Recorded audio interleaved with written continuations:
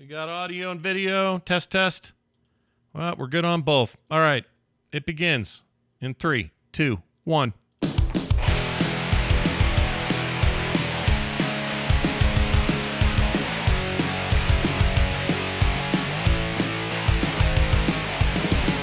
Hey, welcome to Core, everybody. This is Core for July 13th, 2023. I'm Scott Johnson with Beau Schwartz. John Jagger's out today. He's, watching kids. Well, kid. We hope he has no blowout-type diapers or any kind of problems tonight. I hope it goes well and smooth for him. But, yeah, he's busy being a dad tonight. And, like last week with me gone, today is John's time to be gone.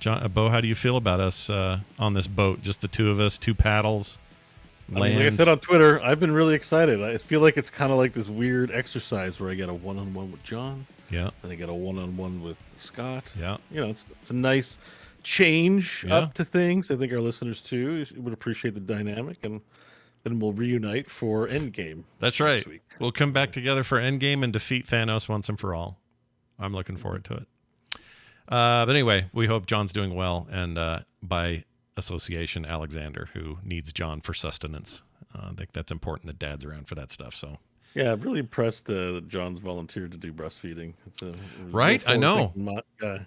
Yeah, you don't lactate right away either. You got to work on it. You got to squeeze stuff and work it. And get it stimulated. I probably should take notes. I don't know this stuff. If I have a kid, I need to know. Oh, it's really important to know. You need to. You don't just automatically have some reservoir of man milk ready to rock. You gotta. Is it like taking a washer off a pipe?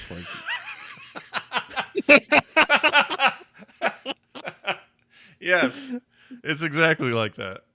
Okay. Oh my gosh, you saying pipe really made me have memories. Look, if you don't listen to my other shows, you haven't heard the story, and it's fine that you didn't, but let's just say, here's the simple story. Last week, I wasn't on the show for two very important reasons.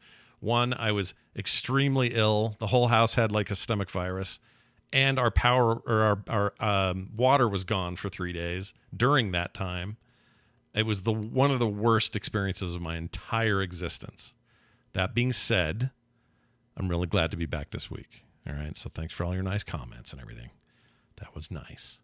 Also, I got to tell you about this guy I saw today. I'm outside, and this guy's walking by the house. I'm out on the porch, and I am playing on my Steam Deck. Or excuse me, yeah, my Steam Deck, not my Amber Deck. Steam Deck. So I got my Steam Deck, and I'm holding it there, and I'm playing a retro game. It's sort of retro. I'm playing Hot Shots Golf Open Tee for the PlayStation Portable, the PSP. I'm emulating that and playing that on my Steam Deck. So I'm playing a little golf, just chilling, getting ready for Core, relaxing a little bit. I like to do that before big shows and that kind of stuff. Guy walking by, and he can hear the machine going. He can hear a little bit of sound coming out of me and my Steam Deck. And he goes, I don't know who this guy is. He's got a dog I've never seen him before, sunglasses, and a hat pulled down way low with the brim super curved. And he goes, "Hey, what you playing, Fortnite?" And I go, "Oh, no." And I go, no, it's, and I didn't know what to say. What am I going to say? It's an emulated game from 2005 called Hot Shots Open Tee. It's a golf game. You might enjoy. What am I supposed to do? Well, you might have said that, but you not use it. He's using the sports intonation, right? Yes. Yeah. How about that hockey game over there? You're not supposed to say the hockey game was wonderful. You're supposed to say, damn Maple Leafs. It's the context, not the words. Yeah.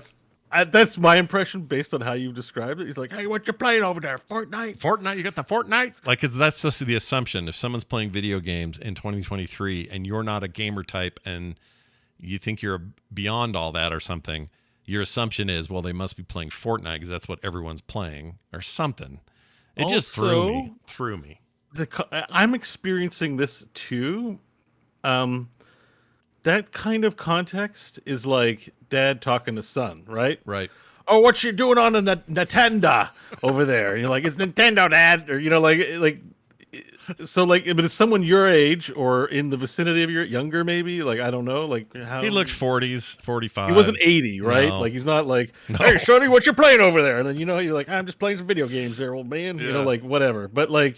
You're like, "Oh, he's of my age." Yeah. Yeah. How do you respond to someone like fronting like they're old. I should have said, "Hey, you're No, out there. You're walking your pet, are you? What is that? A cat?" I should have said that. You know, just to equal his ignorance. Yeah, or he'd be like, "Yeah, I'm playing Fortnite and showing these kids what for." You That's know, right. like what? If they were 80, like you said, that would be better. Because then I would have gone, all right, Grandpa. He knows what's up. Video games are. Am I right? He's heard of this Fortnite. Yeah. That's kind of cool. Yeah. This guy just looked like he should know better. Also, it's a weird thing to yell at a stranger.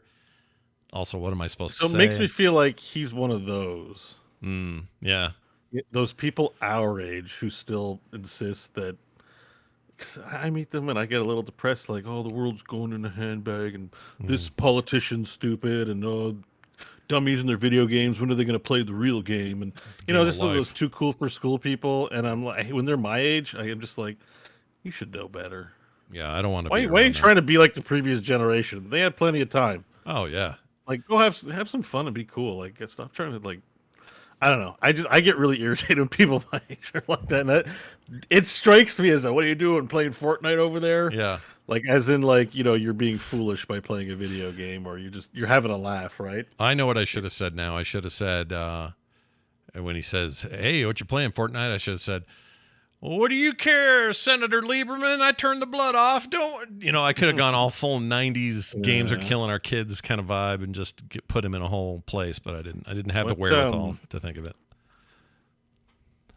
Yeah, he's not a gamer. Like, this is a person that doesn't play games. I don't think He's probably got kids. What were you playing again? I was playing that Open T freaking old ass Hot Shots golf game on my Steam Deck. Yeah, that's not. Yeah, because I was gonna say, like, oh, if you were to respond back to, like, I'm playing Chrono Trigger, and see what his reaction would be. But you're actually playing golf, which is it's fine. Yeah. But if you're gonna yell that out, it sounds like an old man game to people. I'm just playing golf there, Ted. You'd probably be like, "Fuck yeah," like. That's what I should have done. I should have leaned into, or you know what? Lean into the truth. I'm playing a golf game. That's all I should have said. He's being a bro, and these aren't our stripes, Yeah. And it's always stunning when it happens to you. Mm-hmm. I have the same problem. If somebody from a car is like, "Yeah," they don't do that to me very much, so I don't know what else they'd say after. But up there to say, like, "Yeah, you go." You go. I'd be like, "Woo," Like I said, what I didn't get that. I got a young guy telling me, like, "Look at this effing guy. Yeah. What the hell's up with this guy?" And I'm like, "Okay, great. It's a pudgy 40-year-old with super long hair, and they're all like skinny 18-year-olds drunk."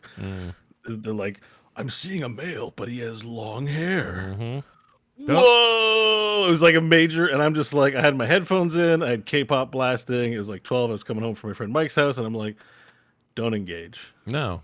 It may not go well. You don't fit into whatever their vision of you is. You're not. You don't have to adhere to their standards. I just wanted to avoid an altercation. Yeah, you're a nice guy. You don't want to fight. Who wants to fight? No. Nobody. Although I still occasionally get this overwhelming urge if I see skater kids at a in the parking lot at like a gas station or something.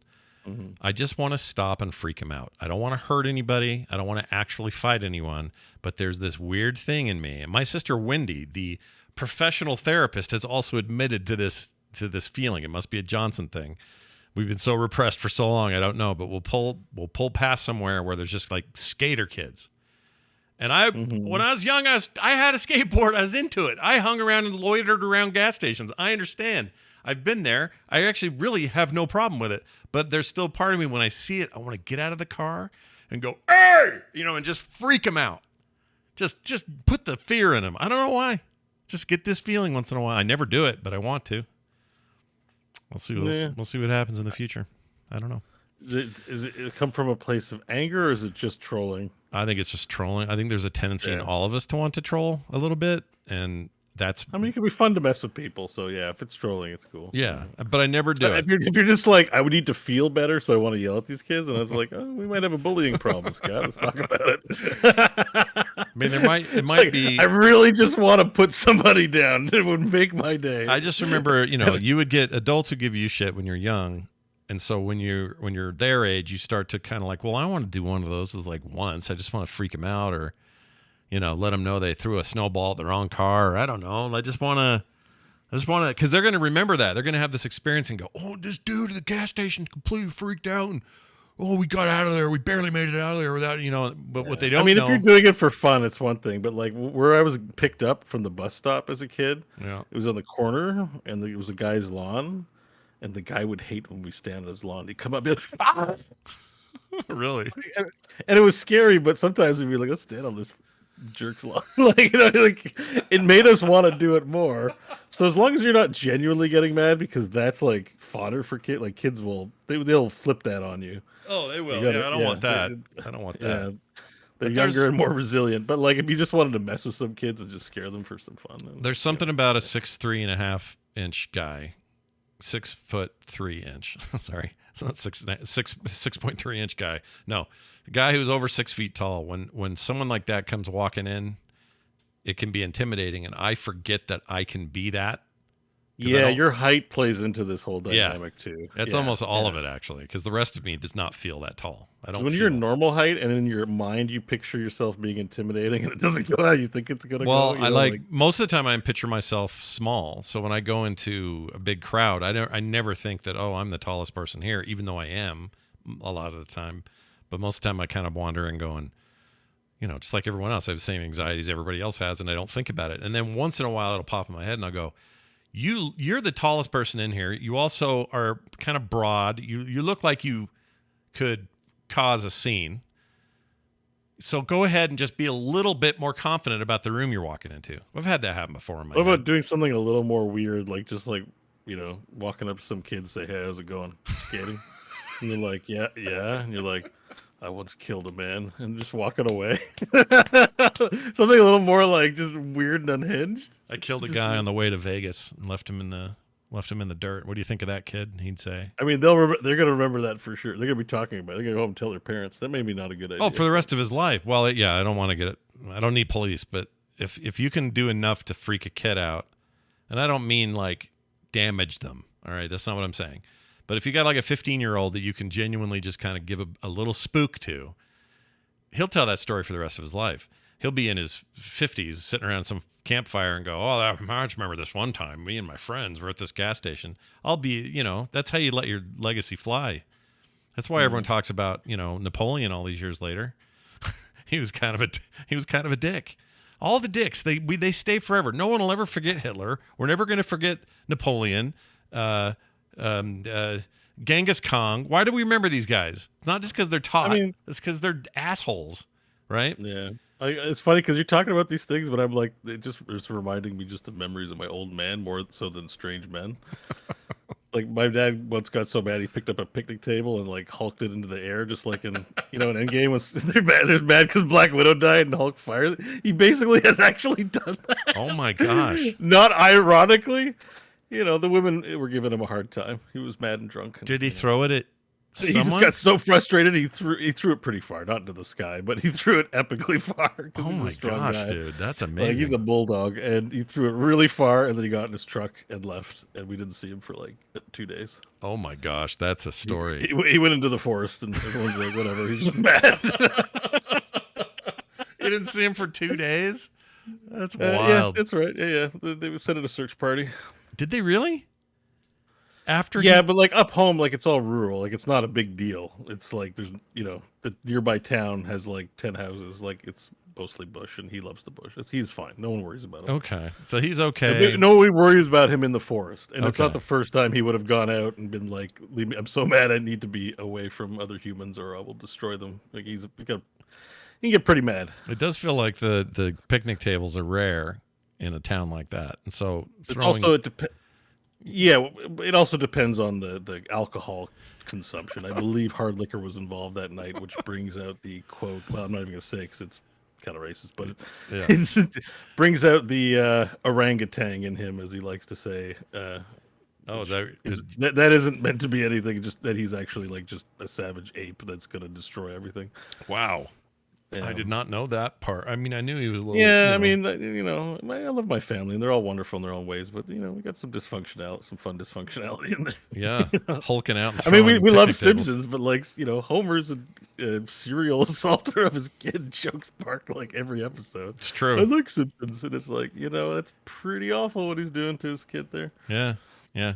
They seem to. Have you ever choked? You're not going to say that. Like, what a I've conversation. never choked any of my children, not even Yeah. once. Okay, that's good to hear. Yeah, I've gotten throttled once or twice, so I've been on the Bart end of things. Yeah, I can relate. the worst we ever did, my kids would freak out. I would scoop them up and take them into a place that was different than where they were and look at them right in the eyes and have a conversation. That always worked. So if you had one of my kids at a grocery store flipping out crying they want a sucker, I can't give them, or whatever it is, all you got to do, get down, scoop them up, go into a corner where nobody else is, and you just hold them right in front of your face and you say, whatever you got to say. You just say it. You talk. That's how we did it. You're good. I mean, this is why I loved you even before I knew you and listened to your shows. I was like, hey, he's a nice dad. Well, I think so. And I know a lot of them. Like Mike and Crofton too are great to their kids. Yeah. And I'm like, oh, you spend time with your kids playing Mario? Wow, it's so cool. Yeah, but your dad threw an entire piece of public furniture 300 feet in the air. I know. It's kind of cool. He's got some real winning moments, but it's the grass is always green. I'm sure you're looking at my history going like, man, that's some green grass over there. Yeah, we all want to come to Canada and live in the forest with your hulked out dad. Yeah. All right, well, that's all well and good. Let's get to today's big topic, which is really, well, I don't know, it's gotten kind of gnarly. Maybe they're about to throw things at each other. We'll talk about it. So the Microsoft ABK thing, I was kind of hoping it would be over to the point that the industry could just sort of stop talking about it and move on. But this week got really dramatic, and here's kind of what happened in a nutshell way of explaining it. The acquisition got held up by a proposed injunction by the FTC, the Federal Trade Commission here in the United States. There was already the UK government putting the brakes on things. That's a whole separate negotiation. It's not tied to this at all. The EU and all other major constituencies had weighed in and approved the merger. So these are the two sticky wickets. Canada as well, by the way, has approved the merger. Thank goodness. So your shitty country too, by the way. Just throwing it. even your garbage country up there, they went ahead and did it. Just by the way, you guys aren't that cool either. No, we're not cool at all. Are you kidding me? Oh no, I'm saying you're saying that to me. Oh, well, I also think it of ourselves, so everything's bad. Yeah. But anyway, Microsoft had pretty vehemently he said, well, we're going to defend this and we're going to keep pushing. We're going to make this happen. They have a July 18th deadline that they had set almost 2 years ago when this originally was proposed. And the reason that matters, there's some legalities to it that I'm not a lawyer and I can't get into all of it, but I can say that they basically have a forgiveness fee that they have to pay. This is normal. If somebody says, like AT&T says, we're going to buy T-Mobile, and then they do all the processes up to the point of whatever date was set for it to clear, and if they haven't done it by then, they have to pay these fines, these fees. And it's kind of normal. And that literally happened to AT&T when that fell through. They had to pay a bunch of fines because in the case of this one, ABK also wants this merger, and any kind of stock movement or anything else that's happened in the meantime, those are all affected by the process. And so if you get to the end and have no deal, you owe money to the people you promised to buy or sell or merge with if it didn't go through. It's normal. It's not unique to this situation, but that's been looming because July 18th is that date. And then, so in the last week and a half, how long it's been, I lost track because I got so sick last week, but they had all these hearings, and the hearings were the FTC basically grilling Microsoft and Microsoft defending themselves and trying to create this injunction to stop it from happening. And they failed to do so. A judge said, you guys didn't prove your case. We're letting it go. The judge basically says it's declined and we're letting this merger happen.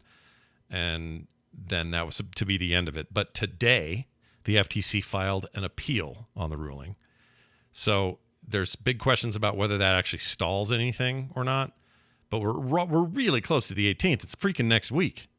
Like what, Wednesday? I think it's like a week, just short of a week from now. And meanwhile, they're still negotiating with Who do they pay this fine to, or this? They would pay the fine to Activision Blizzard, even though in Activision Blizzard's case, they want the sale to happen. Both parties want the deal to happen. Yeah, but wouldn't you want the sale to happen plus some bonus money? Well, if you're Bobby Kotick, which that's my mind immediately goes to, like, it's all coming up, Bobby. Yeah, right. Everything about this comes up, Bobby. In the end, you're not wrong. Yeah, that's conspiracy theorists, but I don't know. I'm like, yeah. But anyways, that aside, so they're not going to make this date, right? Like, I don't think so. With bureaucracy. They have to do it in UK, and they have to beat the appeal in the American courts. Yes. Although the deal, and everyone's playing Diablo 4 right now, so yeah, by Tuesday, not happening. It seems like it's not, because Phil Spencer's, he's busy playing video games. He doesn't have time. All the lawyers, everyone involved in this is playing Diablo 4. And, Yeah, but the negotiation on the UK side may or may not yield anything, and who knows. But I think what's probably they're gonna have to do, because there are legal ways to create extensions on that July 18th thing, but they've been trying to have it hold because they want there to be urgency, right? It's like, we want this to happen on that day, so we're going to stick to this day. They didn't make the FTC did not win their case. The FTC also got raked over the coals today by Congress, I think a little unfairly. I don't love how the FTC has handled this, but it didn't deserve what they got today, and for some reason it's become a partisan issue, and I don't understand freaking why. It's just like such stupid. That's how we do everything down here. Everything's team sports, but so that's all going on. Bottom line is, I think the judges thing will hold. I don't see the FTC pushing this all the way to the Supreme Court. That seems insane to me. But I think this does ultimately go through. I think that date gets pushed a little bit, and then I think it all happens, and they finally do the thing. I'm not even getting into the usual conversation people have been having for months about this, which is this good for games? Is it bad for games? We've said all we're ever going to say about that. Right now, I'm sort of just watching it to see what pops, because it's been fascinating. Like, listening to the arguments was interesting. Like, I would actually recommend people go check the transcripts and look at what was said. So you may find that boring, but I found it really interesting. And they're having to do this like very serious legal challenge and step-by-step process, but also they have to bring up stuff like, cloud gaming and Diablo, and they're having to throw the stuff in there, the terms that we think of, using the term. Well, I mean, gamer. I've seen how the political people handled Zuckerberg and TikTok. Like, they barely know how their router works. They barely know what Wi-Fi is. Yeah. Like, is that the case from what you've seen here, where it's like these are people who know the game very well, trying to convince people who don't know the game? It takes is for the antagonist to go, oh, they've got control of the cloud, and it's like, this is irrelevant. Everyone has access to cloud. Well, in the case in the case of the hearings, it's not as bad because the hearings are before a judge, and the lawyers on both sides are prepped to the hilt on what to say and what to talk about, and so you don't have you don't have some Congress going, or some guy, the gentleman from Tennessee will pipe up and go, so I was wondering, if Master Chief is real, then how come we haven't seen him at these hearings? Like, this kind of bull. You're not going to hear that at these kind of hearings, but you will hear that. We heard a bunch of that today when they were grilling the FTC, and that was very similar to when they had all the tech execs in there and stuff. That is always a shit show, and never a serious. It's so stupid. Oh. I mean, I imagine this happens in other industries. It just doesn't make the news because it's not gaming, and gaming has an active, very interested discourse online, that people want. People are looking to get palms greased on the way, and the way to do that is to set up toll gates and blockades if you can. Yeah. Which Sony, to me, this all starts with Sony being able to do it, and Sony having enough sway to move others to do it. Like, if Sony doesn't agitate initially, do all these other people jump on board to block it? Right. No, there's all kinds of questions like that. There was also some some stuff they were conveniently leaving out of some of the conversations. They're talking about market dominance, but they're ignoring the actual dominators right now. Like Tencent is the biggest video Or games just company in the ignoring world. the whole picture. Like, are they? Do you know if they're fighting this exclusively on the battleground of video games? Because like Sony has TVs, they have camera. Like, Sony does a lot of shit, and that's a Japanese company, Yeah, right? yeah, Like, aren't they famous for having like basically six big megacorps that all like are internecine and own each other and like stuff? Like, it's yeah, not. yeah. It's like, how can we just ignore the giant elephant and focus on his toenail I and think make it like? part of it is because PlayStation is their biggest revenue machine. So that includes everything from TVs, electronics, all their other stuff. PlayStation dwarfs all of that. I So mean, I'm sure that's the case, but like the IP portfolio and everything else too. Like, I think these big companies have their pies and some fingers in so many different pies right, it's like that Microsoft. Microsoft's chief form of money used to be Windows. It's not anymore and hasn't been for a long time. And they pivoted, and they should have, and it's good they did, or they would have been screwed. But they pivoted to their Azure stuff and cloud computing, not just for games, for everything. Is the by and large the biggest part of their revenue. It's like Google and advertising, or Apple and hardware. It's like it's their bread and butter now. And Sony, in Sony's case, they had a similar shift. It used to be everything else, and then PlayStation was added in, and then over time, PlayStation became the most fiscal thing they do, yeah. and everything else takes a back seat now, including their TVs. They're gonna all have their arguments. It just seems like it's intentional gumming up because Microsoft, if I can say one thing about it, is that I think is not controversial. Like, no one can really debate this. Is like Microsoft did try to make good on commitments, like in promises, like signing contracts not only with Sony but with Nintendo Yeah. for Call of Duty, like to try and you know. You can get cynical and go, oh, well, of course they did because they needed to look good, whatever. But I agree. I think these were good faith efforts to do that. Like, and of course it's not going to be in perpetuity, but that Right. gives Sony 10 years to compete, with their own Call of Duty. Like, it's not like they're getting the rug pulled out from them. It's like, here's running room for our competition to catch up. Yeah.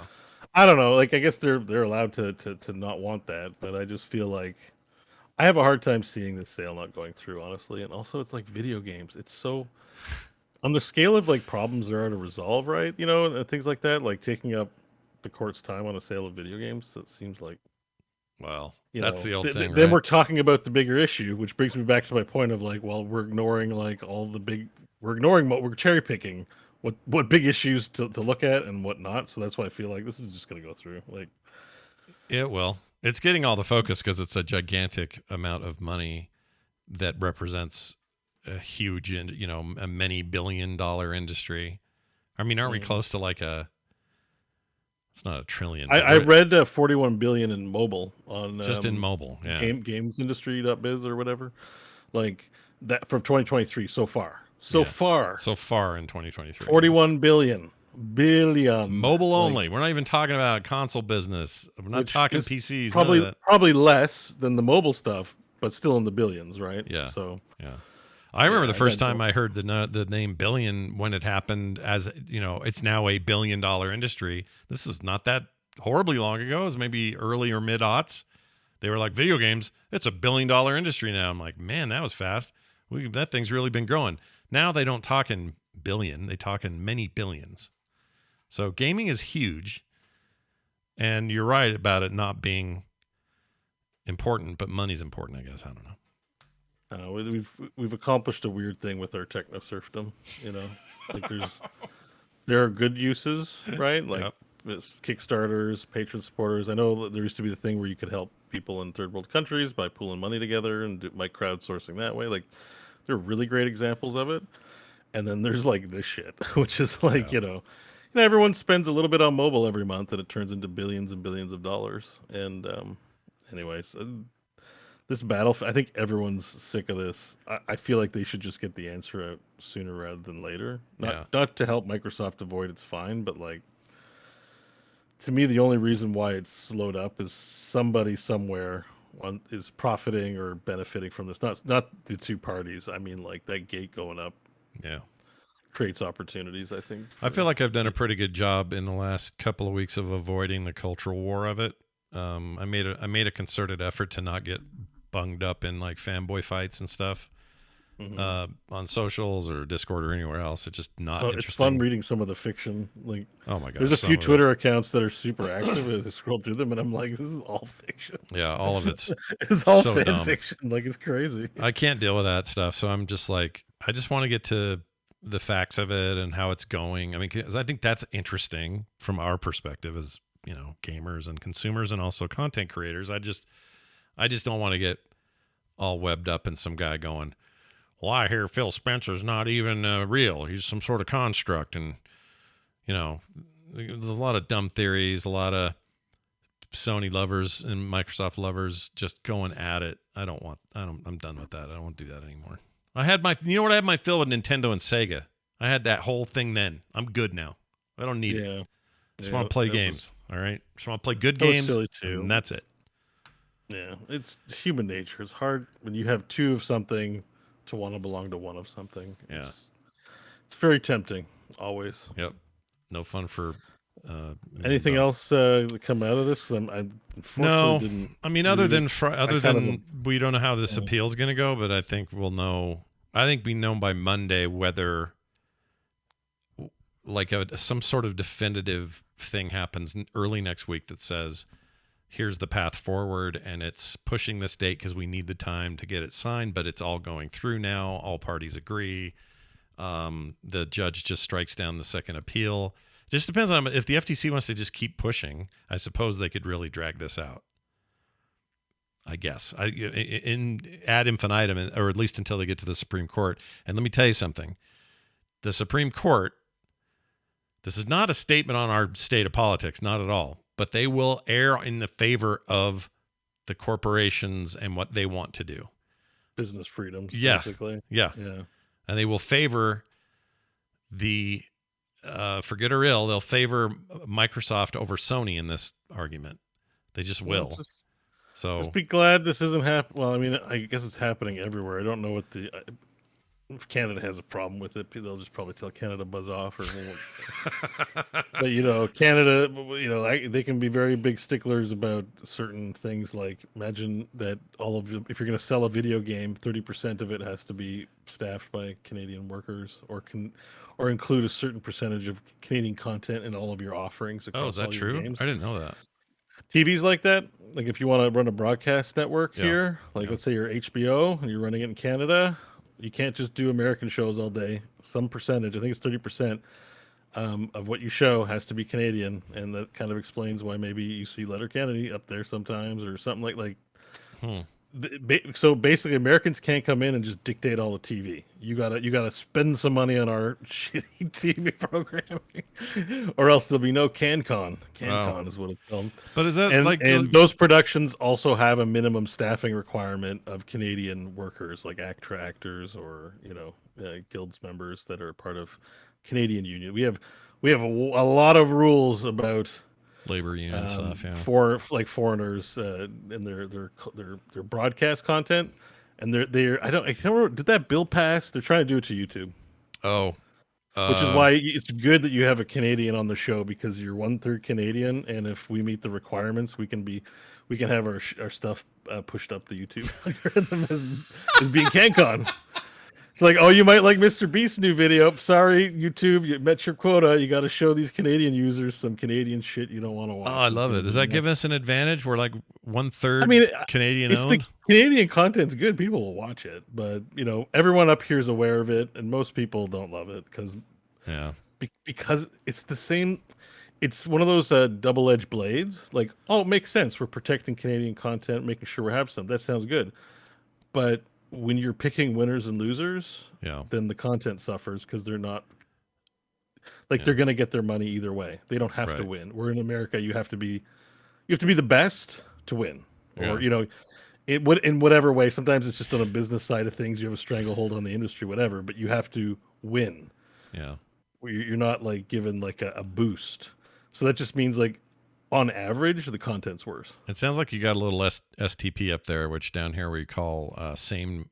It can be same 10 people, same 20 people, or same 200 people.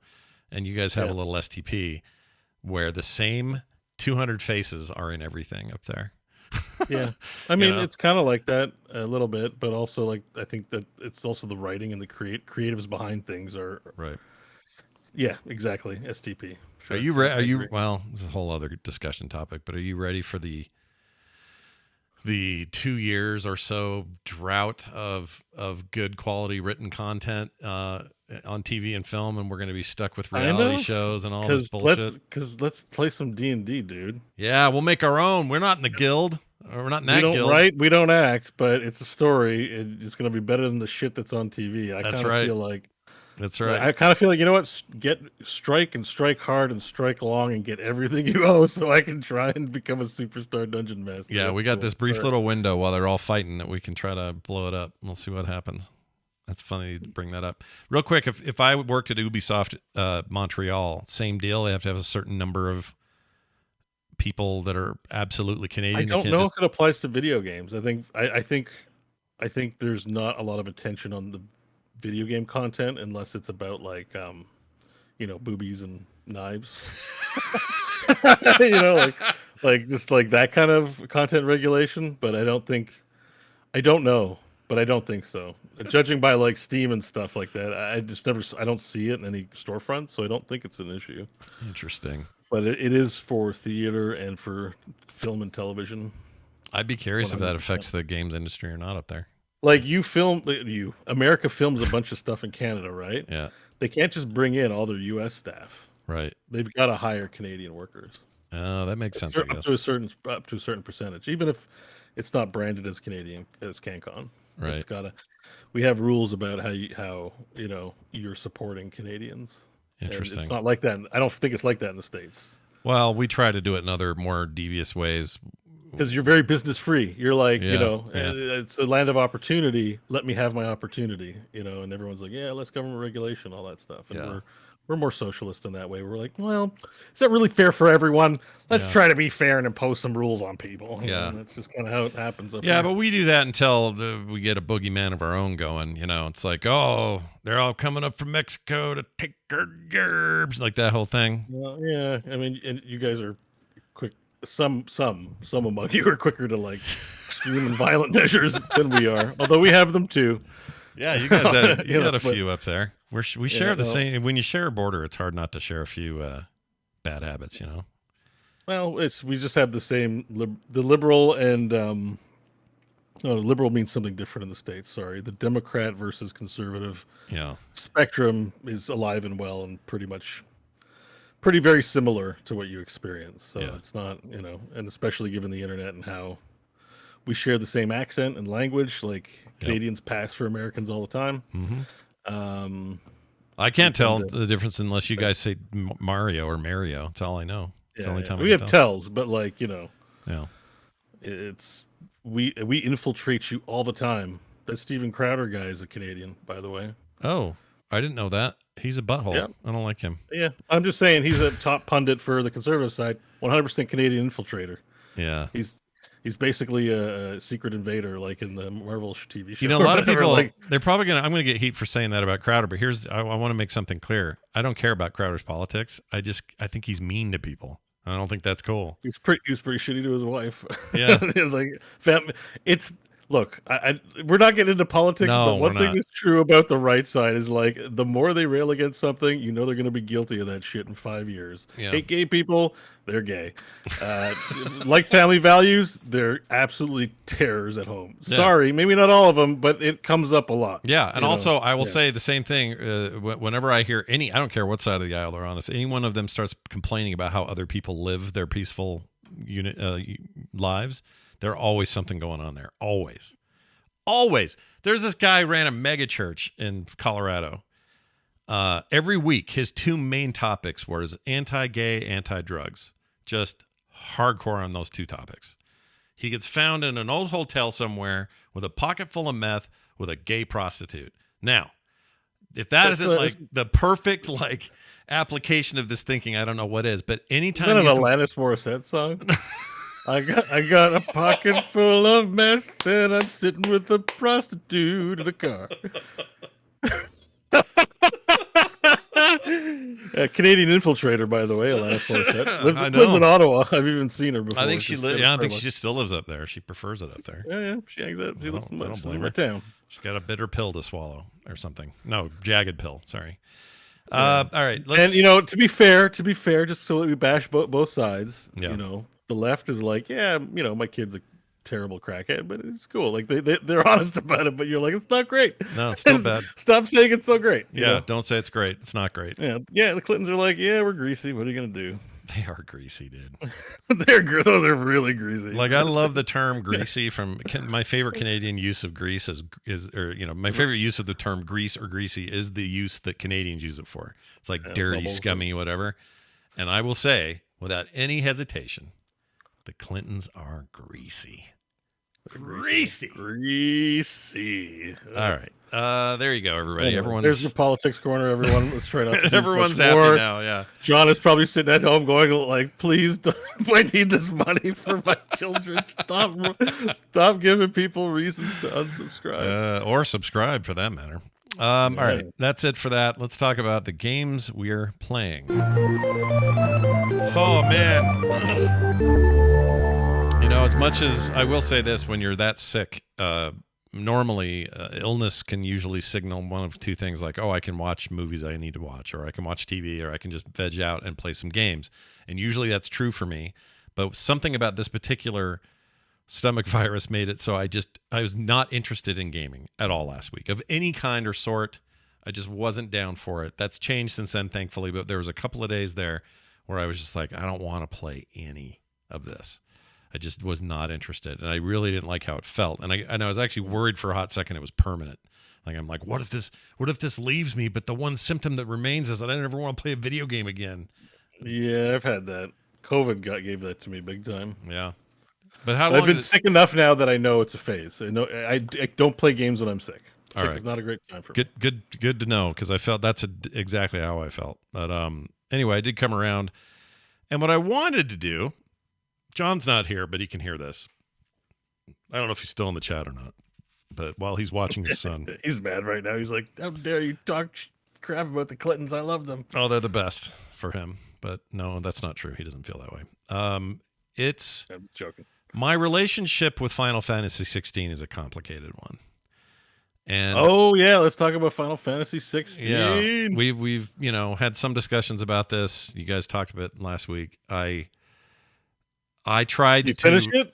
I tried to play it 3 separate times in the last few days, and each time I got in and went, I went, oh, that's right, I have to talk to this. Okay, I don't know if I want to do this. Oh no, you were so into Final Fantasy 16. I know, and I am still hell bent. I am going to finish this game. I didn't spend $70 just to not finish it. I really do want to finish the game, but this game, again, John's going to hate all this, actively gets in front of my senses and says, here's stuff you don't like.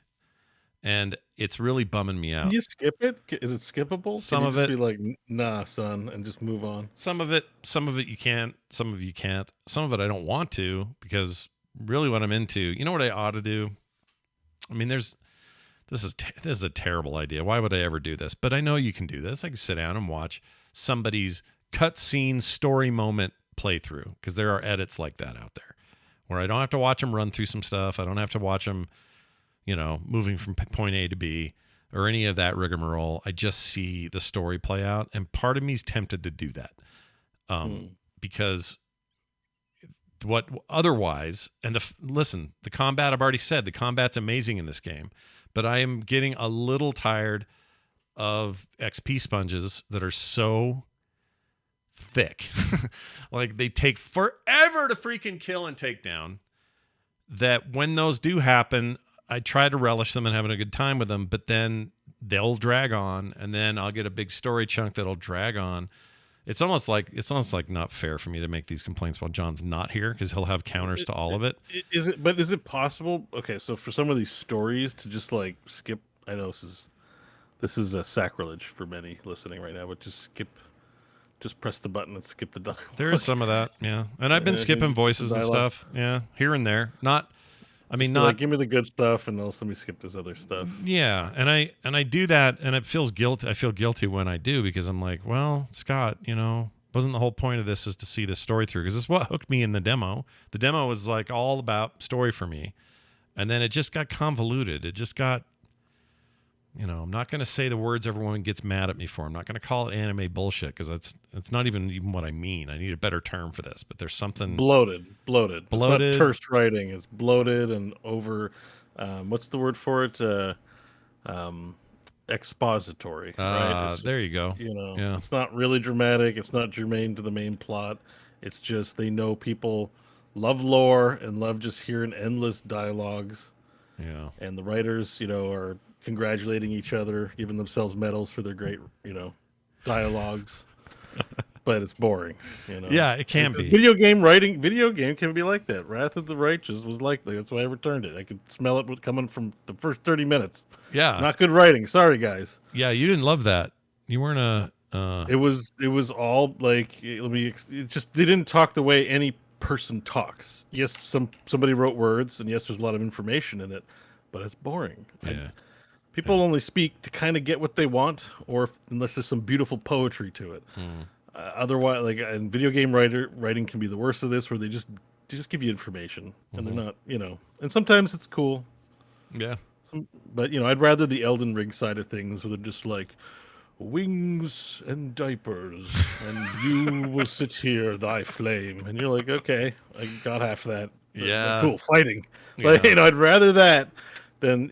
And I like my RPGs. My God, Disco Elysium's amazing. Every word was like sex to my ears, especially with that voice, the voice pack. Oh, right, yeah. But it's very rare. It's a very high bar. I realize not all games can be like that, and it's just some games miss. Like I applaud the effort, I guess is what we should say. And Final Fantasy games can definitely be guilty of that, especially like I love 13, but 13 has a lot of blah blah blah in it. Yeah. It's like, I've been told that if I don't like 16, I should not try to go revisit anything like 13, because 13 is like and I still like them, but like Final Fantasy 7 is surprisingly well written. Like I was never like, oh my God, stop the talking. So I don't know. There's a little more to the magic that goes into it, but I get what you mean. If you're just like, this is like just too much, and not what I paid the ticket price for, Or I'm just. That's why I say like just skip it. You know what? Can I confess something? Yeah, go. So when I'm playing the rogue, I was like, this is my story playthrough. I'm gonna listen to all the side missions. Yeah. You're hardcore rogue in Diablo 4. Yeah. This is the one where I'm taking my time experiencing all the content. Yeah. Including listening to all the side missions. Yeah. At a certain point, I started skipping the side missions. It's some guy who's like, can you get some shit for me? Like I just heard it, whatever. like, and I love that game. I gave it a 10. But like, I'm just like, there are 200 side missions, I think, in that, and they're not all that. They're all like the Linden. Some of them are good. Some of them are worth listening to. But some of the merchant who wants to get demon vases. I'm just like, there's nothing interesting going on here. Like, let me get to the game. Please. What's the one where you get somebody's possessed with something? You got to try to get the possession out, and there's a whole like string. Like a main story quest? Yeah, well, no, it's not. It's off it's side quest, but it's like multi-tiered side quest. You have to do various things, lots of story, lots of talking. It's actually a pretty cool thing, but once you've done it once. Oh, well, there's the guy in the woods who's chained up and flayed. Is that the guy you're talking about? A different one. I don't remember that one. It's a guy chained up and flayed. Ugh. Yeah, wife is like, where's my husband? You go find he's with another woman in the forest, but he's chained to 2 trees and his skin is completely peeled off. And he's like, give me more. I want more. Wow. The wife's like, oh no, what has happened to my husband? He's so weird now. Wow. That's like some Clive Barker that's why, business. Yeah, but that's why I'm like, once you've like had like 8 or 9 of this template, you're like, I don't need to listen to dialogue anymore. It could be, I do tend to skip those now. I just going quest to quest. Ooh, I need the XP. I might have skipped that one. Like what zone? What zone? Oh, I don't remember. It felt like it took me all over the place, but it was like, and I've done it twice now. So once with my main, and then with this alt, it was a side quest. Start in like Kyovashad, Skosglen. May have started out in the woods somewhere, and then you go back to town, to the main. Was it Koval? What'd you say? How'd you say it? I never say it right. Kiovashad. I think we went back there to get it really kicked off, and then you ended up in a cellar at some point to like do the. Okay, and yeah. There's 3 possessions, and then finally the one helping you cure also gets possessed. Yes. And they're like, you shouldn't cure people because it puts you at risk for being possessed. Right. And I think that's the end of the tale. All right. And there's like a dungeon, and yeah. There's a whole thing. Yeah, that's a good example. They do the same quest 4 times, and I Yeah. get that the stakes are raised, and it's just an excuse to get you to run dungeons. Right. It's fine, but at a certain point, I'm like, I don't want to feel obliged to listen to every line anymore. Once I'm, once I've done it 50 or so times, I'm like, I don't know. I mean, and so saying all this, I continue to be envious of the way John can consume Final Fantasy in the way that he does, and that every point of dialogue is tasty to him. Yeah, see, I think if he were here and other people listening who like it would say like, no, this is delicious. There's juice here for me. This is delicious. And I love that for them. I really, truly do. I really do. And there are games like that for me. Like I Darkest Dungeon guy could just read me books all night. Like, those stories aren't that deep, but I want to hear him say things like, "The darkest time has arrived, and your backbone has bent." He's punchy. He doesn't say much. Like, really, he says a few lines, right? Like, you don't have a big. Maybe that's what it is, though. It goes; those little things go further for me because I don't need constant talking to, like a film or something. Right. That's what I mean. Where it's like sometimes in video games because it's cheap. Mm-hmm. Like once you've rendered the actors in the scene and you've got the cabin they're in, you don't have a film crew. It costs nothing to shoot that guy over here, do this. Like, why don't we do 5 hours in this cabin? Next thing you know, you made the Hateful Eight in Final Fantasy 14. Like, and it's fine, but it's just sometimes they just don't have those constraints. So I just don't think I think sometimes they let their enthusiasm get away with them a little bit. Not a very popular opinion. Speaking of movies, because last week you had the whole Hobbit thing. I don't know if this is a popular opinion or not, but I think Hateful Eight is the best. It's my favorite Tarantino movie. Almost perfect. Love it. The one I haven't seen the 8-part TV show. I'm kind of curious to see if that's better. You should. It's good. The one thing I hate is for some reason in the middle of a Western, there is like a rock rap song. Oh yeah, that was weird. I was like, what? I hate it when these period pieces do that. Peaky Blinders is like that. I enjoy good old Peaky Blinders. Yeah. Why the hell is it like 1990s bar music playing at the start of the thing? Like, it's a weird thing. You're right. It's weird. I don't know why they do it. When I watch The Godfather, you get like or whatever that sound is. Like you get some like authentic. Italian, I know what you mean. The little mandolin thing they play in there. Yeah. Like you get music of the era whenever you watch a Scorsese flick. Like I don't know why Tarantino thought that song was this is perfect for Western. It is weird. It's a weird thing. And I'm thinking I've seen the multi-part. Be right out of it. I was enjoying it so much, and then I was so angry. Yeah, it's a weird thing. But then I liked it again because the movie's still shut the damn door. Shut that damn door. And I love, not Kirk Douglas. Kind of his name all of a sudden. Walton Goggins. Oh, I love Walton Goggins, but who's the guy that's Kurt Russell. Kurt Russell. Shit. I mean, there isn't anyone who's bad at that. No, nobody's bad. Sometimes you're like, there's a character actor. It's like, what if the movie just had all amazing actors? At the height of their craft. No, it's incredible. Even Michael Madsen's good. Yeah. Even very briefly, but what's his name? Magic Mike guy. Can't think of his name. Tatum Channing. Oh, Channing Tatum. Tatum. Channing Tatum or Tatum Channing. What's his name? Channing Tatum, right? Channing Tatum. I think it's not Tatum Channing. Yeah, I think that's right. Okay, I get him backwards. Anyway, Channing that movie Tatum. rocks. Anyway, it was fun to see him show up. Seemed awesome. It was all good. And I just watched for the first time. I know it sounds crazy because everyone's seen it, but I'd never seen Glenn Ross when it came out or since. Oh, dude! So I watched that the other night. Dude, that movie rocks. That movie is so good, and it reminds me that's like, hey Scott, you do like a ton of dialogue. Listen to this mammoth rapid fire freaking dialogue going on. Why can't I get in that mindset with Final Fantasy? I don't know. It's a different delivery. It's a different cadence. It's a different language. So I would say like Tarantino writes closer to stage plays than he does films. Like even though he has a filmic eye, whatever. I don't try to trigger anybody, but a lot of it's on the dialogue, and in like modern theater, a lot of it there's movement there, but your film brain is trained to understand action as like moving through scenes and people flailing their arms and talking. Right. But on stage, all you've got is a stage. Yeah. But there's still action. There's still lots of context and meaning happening. And when something's terse, there's tons happening in Glen Ross. And I've seen that stage live as well, with not as great actors, but still wonderful actors who performed it really well. Yeah. And it definitely has more zing and energy on a stage versus on film. But you couldn't ask for a better group of actors. Oh, that cast is unbelievable. It's so good. It's unbelievable, right? I ended up watching it because I was like, I want to see an Alan Arkin movie because he just passed, and I'm like, which one should I watch? And like, oh yeah, he's in that, and I never saw it, so let's see something I haven't seen him in.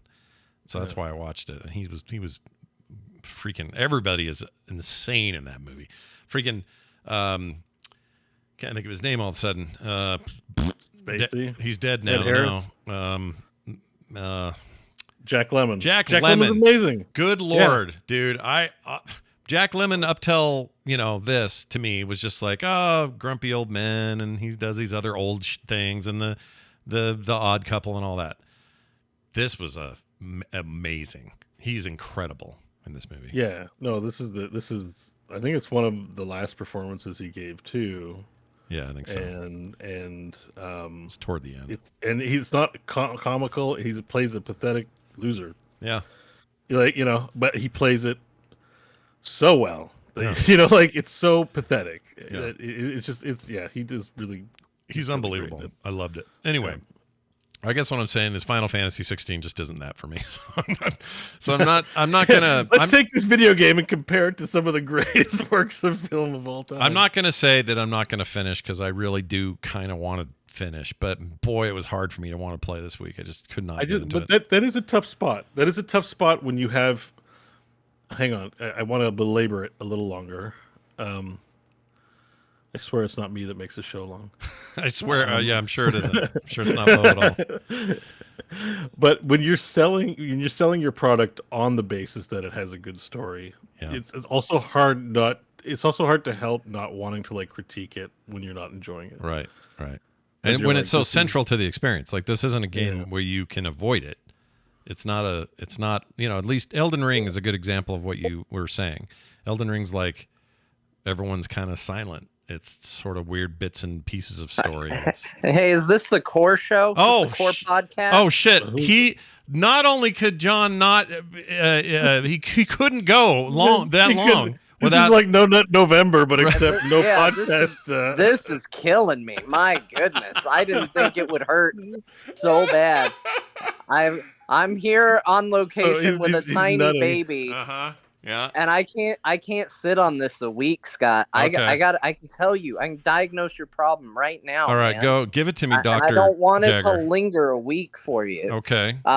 Here's why you don't like the dialogue in Final Fantasy. Because you don't like RPGs like this. Yeah. Like it really is that simple. What is the last role-playing game you completed? Completed like this style, like a JRPG style thing, or just RPGs in general? Completed the entire story from start to finish. Well, I don't know if it counts, but I beat the original Fire Emblem 1 on the GBA, the one I've been playing lately. I beat it. That's kind of JRPG-ish. Lots of dialogue and. Hey, you playing the Fire Emblem over there? I would say that counts, sure. Okay. But here's the thing: most games you pick up and play. Yeah. You play in a casual mode. Everybody who hears this show knows you. You come each week with 5 different games. Mm-hmm. Beau and I last week are like, hey, we played the same games we played the week before and probably the week before that. Yeah. But every week you've got 10 different games that you're bringing to the table. Probably not that many, but yeah, I today I bought or I have 1, 2, well, one's old, 1, 2, 3 at least that are new to the show. And this is from a guy who said I was sick and I lost all interest in video games. Right.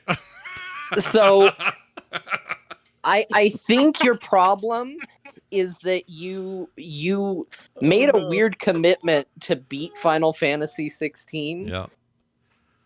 And I don't think it was a smart call because I think it has put that game in the wrong frame of mind. But these games can have big story RPGs can work on me. I played and completed all the Fallout games. I did it again with Outer Worlds, whatever it was called. Okay, all those are Western RPGs. No, I understand that. That's what I'm saying. So I finished these Western written RPGs. I found them compelling all the way through. I found the dialogue compelling, the story, the characters, and all of that. I don't know why these won't do that for me. I'm trying, but I don't know why they won't. Like they just. I think it's because you're trying. You have to look at Fire Emblem. Yeah. You didn't even talk about that on the show. Nobody was making you. There was no pressure. You were just sitting down playing the game when you wanted to play it. Right. That is true. You weren't feeling any pull. You weren't saying, oh man, I got to beat this. I got to force my way through this.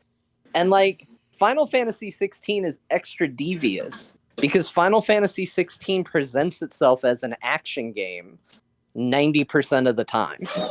Yeah, I'd say it's closer to 25% of the time. I'd say that when it is actiony, it's as actiony as humanly possible. So I'll give you that. So and what's the last icon you fought? Just so I know the frame of reference for how far you are in the game. Oh, it's the last one we talked about. It was that big Explorer. Blue. Do you remember the blue guy who I kind of liked? Yeah. He was mysterious. Man, you haven't even seen the good stuff in this game yet. Oh my gosh! See this? Noob. Yeah, you knew these games always take 30 hours to get to the good stuff. That's a hallmark of a quality game. It's a role playing game, Scott. Yeah. No, I know. I understand. You have world growth, you have personal growth, you have character growth, you have power growth, you have all that stuff. I get it. And I know that these things happen later, and I do want to see them. I just don't know if it's through the lens of the way that these characters are talking and hanging out and interacting. I think they're in my way. I don't think it is, man, because I think this game is written and performed better than any Final Fantasy before it. I don't disagree with that. I'm just saying that's a different. That's a relative bar, is what I'm saying. Because it is. You're not wrong, dude. The dialogue in this is insane. And also, you know what else is amazing? The acting. It's incredible. It's as good as I've ever seen in a game like this. But it's still... The material they're working with is still there. It's still in that zone. And it's that zone I struggle with. Yeah, I think you need to let yourself off the hook on Final Fantasy 16. Yeah. Play it when you feel like it. Yeah. Don't treat it as an obligation. I think one of the biggest hurdles is why do you think you beat Breath of Fire? It's because you could sit down on the toilet and play it. Like, it's not so easy to do that with Final Fantasy 16. Yeah. So I think just give yourself time, see if the interest builds in it, and get to it. But I do stand by the joke I made in chat, and then I'll let you go. I'll stop hijacking the Scott and Beau show. Yeah. I stand by this analogy. You saying I'm going to get into a JRPG is like a supermodel saying I'm going to get into Thanksgiving. It's just not a good fit, and it's not going to go the way you think. Well, wait till you hear about my Octopath Traveler 2 play this week, because that will add to this whole thing. Did you beat it? I didn't beat it, but I played a bunch of it, a ton of it. Okay, well, I look forward to when you do beat that RPG. Yeah, Scott. that a JRPG that I'll beat clearly sooner than later, because that's how I do these things. Enjoy all this father business. It sounds like fun. Yeah. Hey, Alex, you want to say bye-bye to everybody? Say bye-bye. Bye. There you go. Oh, that was cute. Thanks for letting me hijack the show. No Bye. worries. We'll Nice see to you hear later. from you, man. That was cute. Yeah, so I'd like to thank that angry caller for calling in from a submarine. That's right. That was great. That was right. Yeah, it was. It just sounded like a car or something, didn't it? It was like he's out driving or something. Anyway, I knew he couldn't stand it. Patch from the front line. Because after a while of talking about this, I'm like, oh, John's probably just steaming. He's stewing over there. I could feel it. You know, I could sense the disturbance in the force. Yeah, but there's a lot to. I still have a lot of compliments for that game. I don't know. I've said all I can say about it. I just feel like I'm in a rut with it, and I need to find a way around that rut. If I've learned anything, they should just make a Glenn Ross the video game. There you go. I'm in. Can I be? What else did you play? I'll be Ed Harris. I want to be the Ed Harris character. Okay, I'll definitely want to be Robert De Niro. Oh yeah, wait, he was in that. The guy.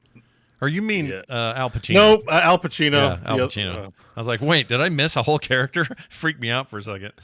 Al Pacino's great. I always confound those two. Yeah, Al Pacino. Al Pacino's weird because I thought he was barely going to be in it because the whole movie felt like it was going by without him in it, even though his name's like number one in the credits. I'm like, well, that's just because it's Al Pacino. That's how But then it gets around to him, and I'm like, oh, look at him go. Like, this guy. He's the top dog. He's the act 3. You know, you don't show Jaws at the beginning of the movie. You bring him out at the end. He's the Jaws of that movie. That was really something.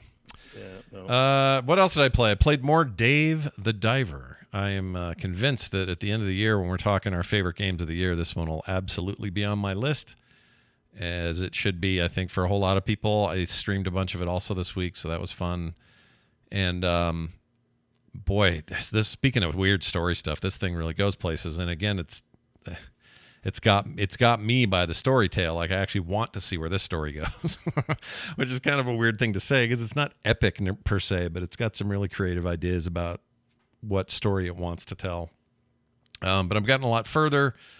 I think I'm well into, because I started over when the 1.0 came out.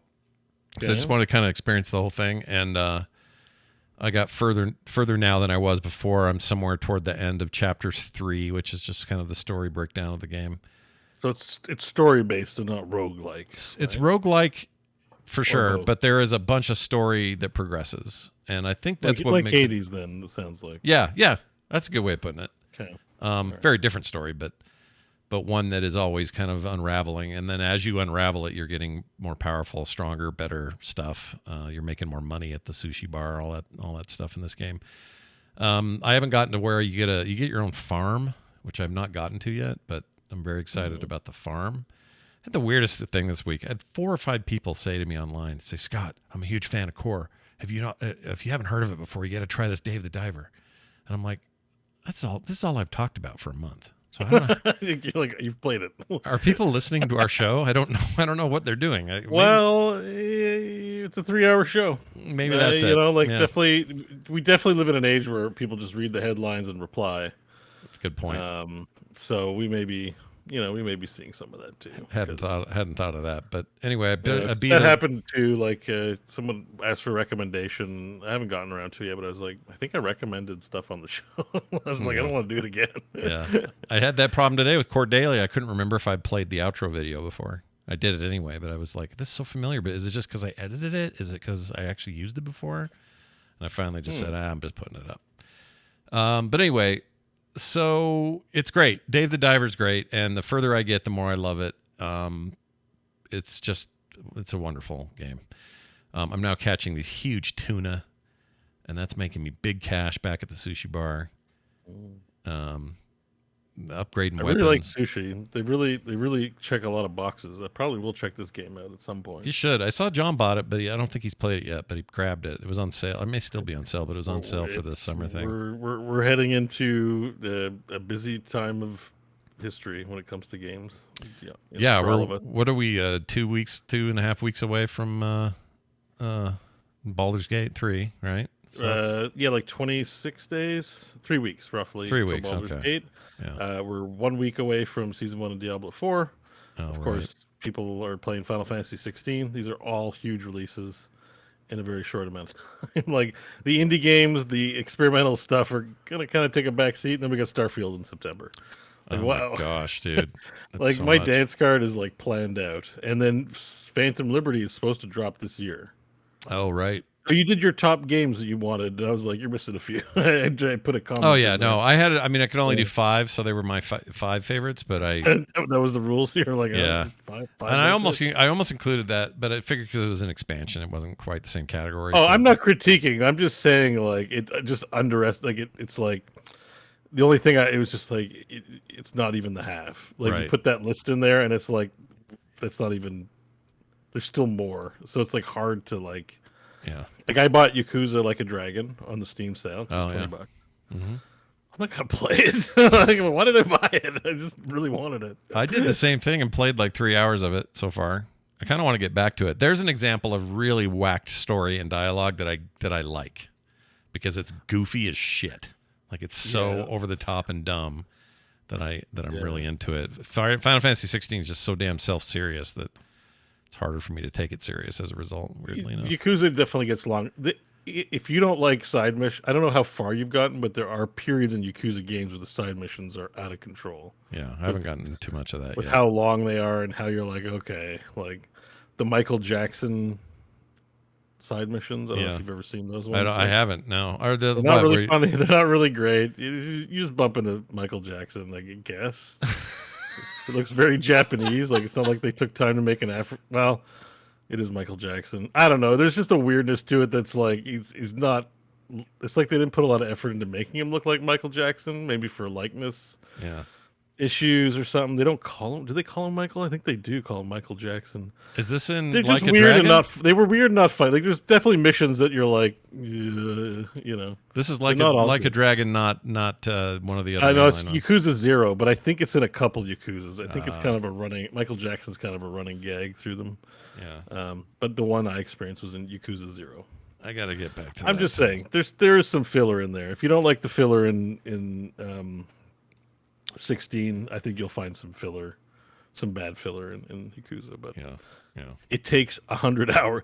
It's sort of the opposite, where it's like Final Fantasy games are like you just have to play for 60 hours, then it gets really good. In Yakuza, it's like no, it's really good for the first pile, and then you have a ton of side missions later, and you're like, I can't finish the game. Yeah, they get sloggy toward the end. Those games, the Yakuza games. Yeah. Although I don't know, I've never gotten far enough in one to say that I hit that wall, but I think you just have to ignore the side missions, and then it's okay. Yeah, I'll just mainline it. What else? Okay, Octopath Traveler. This is a thing. So how is it? I got 2 not 1, and it was on sale, so that's why I got it during the sale. And they actually had a sale where if you bought it by itself, it was more money. If you bought it, sweet sale. Yeah. But if you bought it without the, if you bought it where it came with some other secondary game that everyone hates, nobody really wants it, but it was cheaper if you bought those 2 together. It was really weird. Oh, weird. I forgot the name of the game, but there's something like that. It is a big, sprawling JRPG from Square Enix, and I played only a little bit of Octopath Traveler 1 on Game Pass when it first hit there, and just didn't get into it. I just was like, oh, this looks neat, and then I just didn't play it. Octopath 2, everybody's been raving about it. I've been kind of itching for turn-based stuff, and I don't know, just enjoying this sort of thing. And I really like Octopath Traveler 2. I don't know much about 1's story, so I don't know how they carry into each other. But the game's pretty ingenious about taking 8 different characters and you getting to decide who you want to start with. So you want to start with this Inquisitor guy? Cool. Go see his whole story. And then eventually he's going to bump into some guy, some rogue dude, and go, oh, shit, hi, who are you? I'm here to save you. And that guy says, you wouldn't believe what I've seen. And then if you want, you can go play his origin story as well. And you can start with any of these people or pick them up along the way or ignore their stories altogether if you want. You can... One advantage of doing their stories is any XP or items you earn there, you can move forward as well. But it's in some ways very traditional JRPG. Even the characters look like traditional kind of chibi-looking pixelated dudes. But the engine, the world this is set in, is a big dynamic 3D, 2.5D kind of rotating, crazy lighting sort of world. But at its core, it's random encounters. It's, choose from a set of abilities. Looks like 2.5D, what they always call it. Yeah. That's a great way of putting it. I think it is 2.5D if you had to define it. You have towns where you buy shit and all that. You have all the systems you're used to in one of these kind of games. This is more of that. Where it kind of has me, and I'll tell you where it lost me, but where it has me is the story is working for me, and the acting a little over the top, but okay, it's not bad. And I think the stories are compelling, and I think the effects are crazy, and the actual fights, the battles are like fun. Here's where I have a problem, and it's not a problem it's probably not that big of a problem. But this game has some difficulty spikes that are the player base knows about these, and they talk about them a lot if you read on Reddit and stuff. People don't love that the game will suddenly go from a pretty smooth curve and then just suddenly, holy shit. And it'll end up being a fight that's 20 minutes long and that you lose and have to start over because the difficulty spike was just so hardcore. Is that the whole you got to go back and do random encounters till you level up? You got to do some grinding, yeah. A little bit of grindage needed, which, again, it's fine. It's not putting me off of it like the way Final Fantasy 16 story is putting me off of it. This one is more, I think this would be worth it, so I'm going to go grind a little bit. So I've been playing this quite a bit. It plays extremely well on Steam Deck, so it's been nice and portable if I've needed it to be. It's good. It's really good. I think these guys have a special game here in this series, and it's overwhelmingly positively reviewed on Steam for a reason, and I think I see why. Is this a game I will see to full fruition? I don't know. Like, the grinding might be too much. That's always a tough thing. I know for me, I played the first one for 2 hours and was bored. So you didn't love it, eh? Yeah, so I'm probably not going to play the second one either, but people respond differently to different games. I just didn't. I've heard, like, I mostly hear nothing but great stuff, like on Twitter or people that are playing it. Yeah. But yeah, it's I found out to do anything different than the first one, I guess. Sure, and I don't think it does. There's a couple of new mechanics during battles that are different than the first one. I think the pacing's better, is what people say. Again, I didn't play one, so I can't say, but I think the pacing's supposed to be a big improvement. It will take you 60 and a half hours to beat on the main story, 82 hours if you do main and extra, and 91.2 or 91.5 hours if you're a completionist. So it's a big game. That's a big, like, difference. Yeah, it's a big game. Like, usually it's like 80, then 100 or 140. This is like, 20 hours for the main campaign. Yeah. Well, 60. Again, this is I think where this also becomes a real winner is that it's very TV friendly and handheld friendly. Like, yeah. I mean, the original Octopath was exclusive for Switch for a long time, and then it finally came to other stuff. This is on Steam and everywhere else right now, but I mean, this won't play on my Ambernick, but it'll sure play great on my Steam Deck, and it does. It plays extremely well there. And you can see from this video, I mean, look at this lizard you're chasing. It's like this crazy, highly animated 2D art that we all want from old games, but mixed in with this really layered 3D world. It's really cool. It's really something. Taking all the modern tools and just fabbing up the limitations of that era. Yeah, that tickles our brain in a neat way. And, like, why not? There's nothing wrong with it. It's nothing wrong with that at all. Unified aesthetic doesn't it's fine. I just I don't know. Turn-based. I just think maybe it just didn't grab me story-wise. Gotcha. That's what happened. It can happen. I also played. Oh, I got back to Ghost of Tsushima. That's cool. Oh, yeah. What brought you back? I saw some video footage of it. I'm like, man, that game looks beautiful. I'll tell you what got me back. Still not on PC. This is one I'm surprised isn't on PC yet. It seems like Sony this would be a no-brainer for them. Their Ratchet and Clank game's about to come out. They've had other stuff come that was released after this, so I don't know why this isn't one of the PC ports yet. It's weird to me, but yeah, I agree. It's excellent, and I'm further than I thought. I'm really not that far from beating it. I just need to focus. But the reason I got in, dude, is not because I was like, oh, I haven't played it in a while, let me go check that out. No, it's because my PlayStation 5 was already running, and I was trying to get myself to play Final Fantasy 16 and just couldn't bring myself to do it. So I went, oh, what else is on here? And then I found that and started playing that. And then again, a much more, even though it's set in Asia, it's a much more Western style storytelling. And I think I just need to admit that that's just my preferred thing, Like, I'm going to take Game of Thrones over anime, or you know what I mean? Like, I mean, it's fine, it's okay. Like, it's doesn't make me a racist a-hole. No, absolutely not. I mean, no, not at all. Okay, good. It's That's fine. good to hear. Yeah, I don't think so. I don't know. I don't watch any Italian television. I don't hate it, but Is that a thing you can even get? I don't know where I could even get some. I Italian think they have TV. TV in Italy, like, and they make their shows and stuff. I don't know. Like I'm just like, if I just say like, I'm not really interested in checking out any Italian stuff. It's not because it's not coming from a bad place. Just not your thing. You're being open and trying things. So if anything, it's a positive thing. You know what? That's how I'm going to look at it. There you go.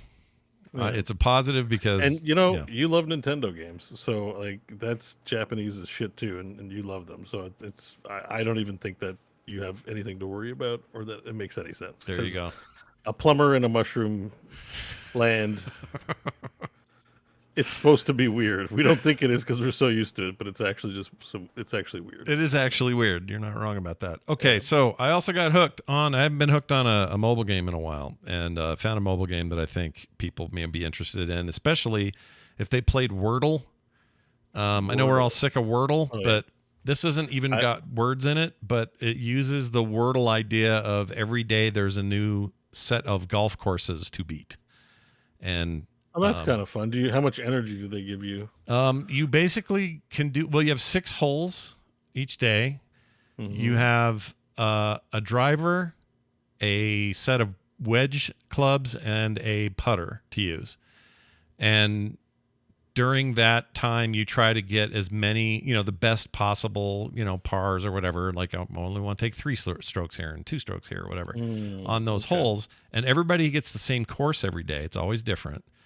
And so then when you're done, all your friends and you can like paste your scores in a Discord or whatever, which we're doing on the Frog Pants Discord every day. Oh, that's kind of neat, actually. Yeah, and comparing it has scores. The same like community vibe of doing the activity then comparing notes after. Correct. Yeah, that's it. That is the main comparison, because otherwise it's got nothing to do with words or any of that. It's just how did you do on your various holes of golf. And I'm staying competitive. I'm among the best scorers in our Discord, which makes me feel good. It's fun. Nice to see them do it to something video gamey as opposed to word puzzles or math puzzles. Yeah, that's what attracted me, I think, at first. And I don't remember who even recommended this. Somebody in our Discord was like, "Dude, you got to get this thing. It's so cool." Imagine it was like like the daily, I don't know, like Metroid level or level. I love that. I would play that. A daily raid boss in WoW or something like that. The daily morph ball challenge or something. I don't know what it would be, but I would do something that. Even more elaborate. Like if you think of gaming in the future, like 20 years, everyone's playing these super elaborate, complex games, but only one new challenge a day in it, and then everyone's sharing their stuff and talking about it in some way. Yeah. Yeah, it's a lot like it's basically in along those lines, and I'm having a ball with it. And I haven't had an ad or anything, so I don't know how they're monetizing this. I have no idea. It's just actually like what do they call them? Like just a nice developer making a Flappy Bird like kind of thing. Maybe because they have other games that are more like one has they have I can't remember what it was now, but they have another game. What was it? I played a little bit of it because it's very similar look. It has a nice, very nice engine looking thing.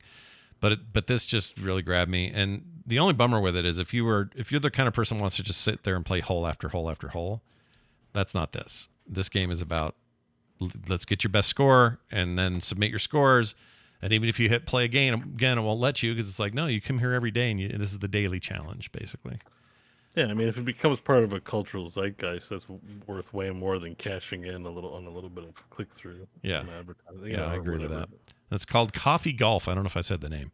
Coffee Golf, COFFEE Golf, and it's on Android and iOS, and total no brainer. Yeah, kudos to this guy. There's $41 billion being made in 2023, and Coffee Golf is making none of it. Yeah, making no money at all.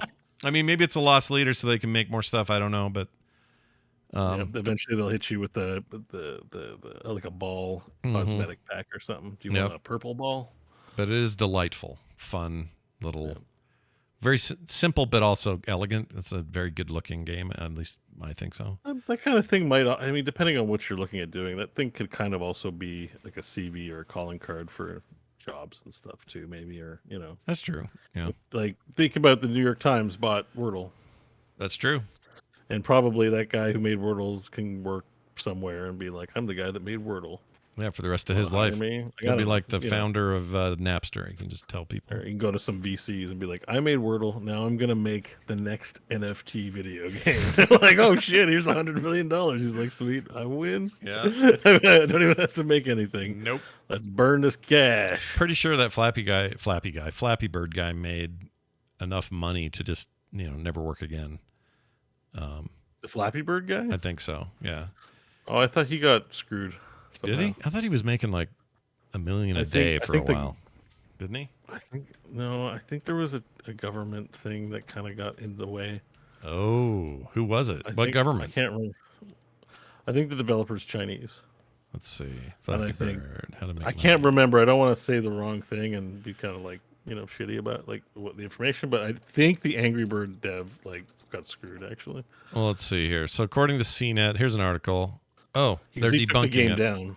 It says no Flappy Bird developer didn't give up $50,000 a day. Although the hit game is no longer available, 50 million people downloaded it. And he's Vietnamese. Okay. Yeah. Let's see, billions of ad impressions. Okay, here we go.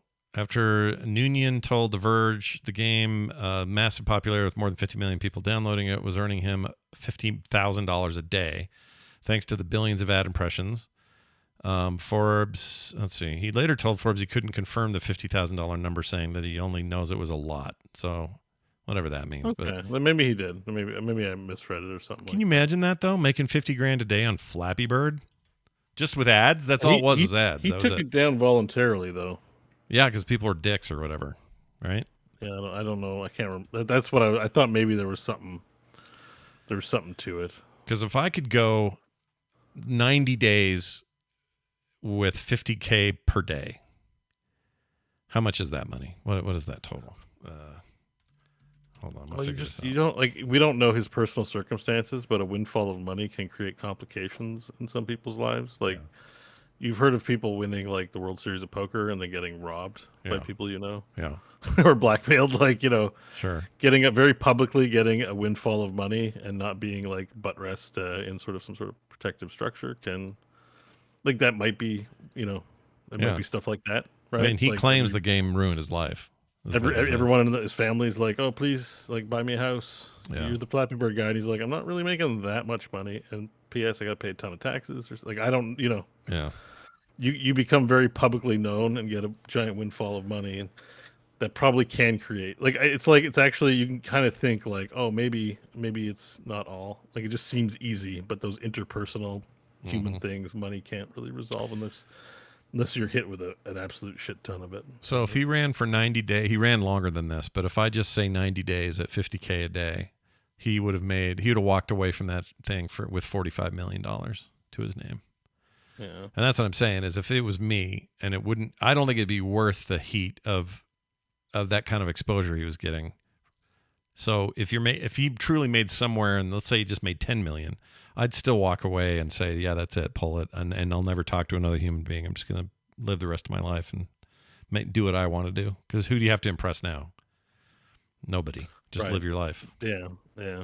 That's what I would do. Again, I don't like. You kind of think I think maybe if you win the lottery, it'd be the easiest thing, but I don't. I'm just like, there'd be a lot of work to do. Mm-hmm. Yeah, it is. I think it's a lot of pressure. Yeah. And I wouldn't want to be super public about it. Plus, he was fighting all kinds of rip-off things that were popping up on the app stores, and like everybody was trying to make a Flappy Bird competitor, and it's just that's a weird place to be. Well, that's what I played this week. So once again, Final Fantasy 16 almost got played. Dave the Diver, Octopath Traveler 2, Ghost of Tsushima, and Coffee Golf. Now, I'm going to do something a little weird here. John, who you heard just a minute ago, well, it's more than a minute, but a while ago here on the show, sent a video in talking about what he played this week.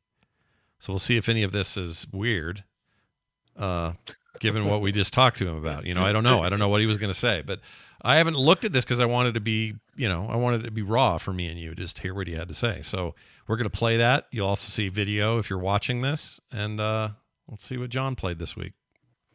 Why is it quiet? Hold on. Probably dead. All right, let me If you're hearing this message, it means I'm probably dead. Oh, jeez. Tired of taking care of a 2-year-old. I'm sorry I couldn't.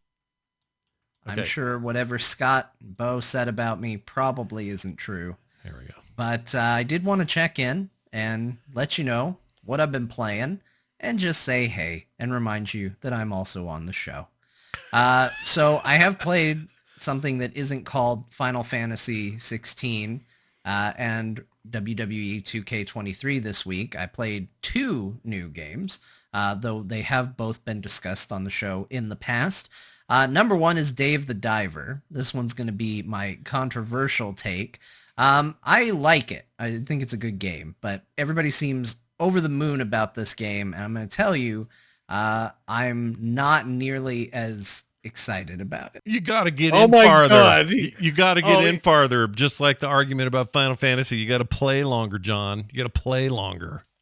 So he called in to take you to task, and now he's gonna drop this bombshell of a recording and not let you. Well, I guess you can respond. That's not true. I can, but yeah. Well, let's see. I know, Maybe he's totally above board. It's super fair. Maybe it comes around. Let's see what we get. Yeah. Now, it's definitely a personal preference thing. The little mini game, the restaurant serving mini game, that style of video game has kind of been around for a long time. I've never liked it. I've always found it extremely stressful.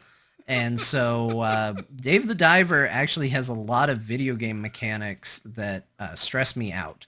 Time limits while underwater, before you run out of air, serving people in a time limit as they continue to get more and more angry that you're not serving them. And it throws a lot of tutorial at you very, very quickly. And I don't know why. I think Scott just kept saying it was real chill. And I think I went in with a different expectation than what I got. I didn't feel very chill. I felt very tense through the entire experience. That's not to say that it's bad. I am having a good time with it. It is a lovely game. The humor is very, very good. It makes me extraordinarily hungry because, man, I love sushi. And it just made me think about sushi the entire time. So I think there's a lot of charm and a lot to love there. I think just it weirdly hits a couple of like video game nerves for me that didn't quite work. And I'm going to get into it. I'm going to give it its due. But that's where I'm at with Dave the Diver. Now, the other game I played, I spent a lot more time with. This is probably what I needed on a real stressful week. I thought Dave the Diver would be what I needed as an escape. That just stressed me out more. So the other game I played actually stressed me out far less, and that is Halls of Torment. Scott has talked about this game. He convinced me to get it. Halls of Torment is the Vampire Survivors-like game stylized after Diablo 1. And this game is the most I have enjoyed a version of this style game since the original Vampire Survivors. I think it's absolutely incredible. I think it's really, really good. I think the difficulty is there. I think that the way you can easily switch between automated things versus you pressing a button to do them by literally just pressing a button to auto aim, to auto attack on or off, is just really, really smart. It's a great way for the game to kind of appeal to someone like Scott, who has said traditionally that he wants more control over the game. He doesn't want to just move and hit. Whereas for me, I like it, but then I can also turn it off for times when the auto attack would be a little bit annoying. When I want to kind of key in on a boss, or if I know I'm going to try and escape in a certain direction, I might start trying to fire in a direction that the auto aim wouldn't want to do, so I can just switch it and then go to it. I think the unlocks are really good. If I was going to nitpick, I'd say the voice acting for the not Deckard Cain is probably intentionally bad, but it's intentionally bad in a way that is absolutely grating and awful. Yeah, he's bad. But I agree with this. I think that's also maybe a reference to Deckard Cain himself, because come on, that first voice, what was it? It was iconic now, but what was it at the time? Yeah.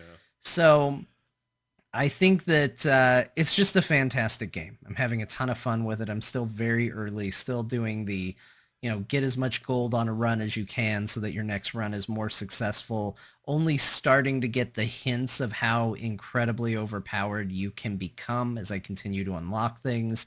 And it just has that perfect arc of I started and was like, oh, I am garbage weak in this game, and then became really impressively powerful as it went on.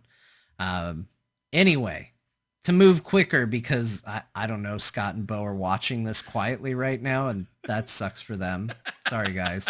I'll just say there was no frog wrestling this week because, again, I'm not streaming or being on anything, but I did upload a special YouTube Elimination Chamber match on my YouTube channel, Craftless Rogue, as a thank you for all the support that I've gotten for frog wrestling. So there is a little bonus there if that's something you're into. Make sure you check it out.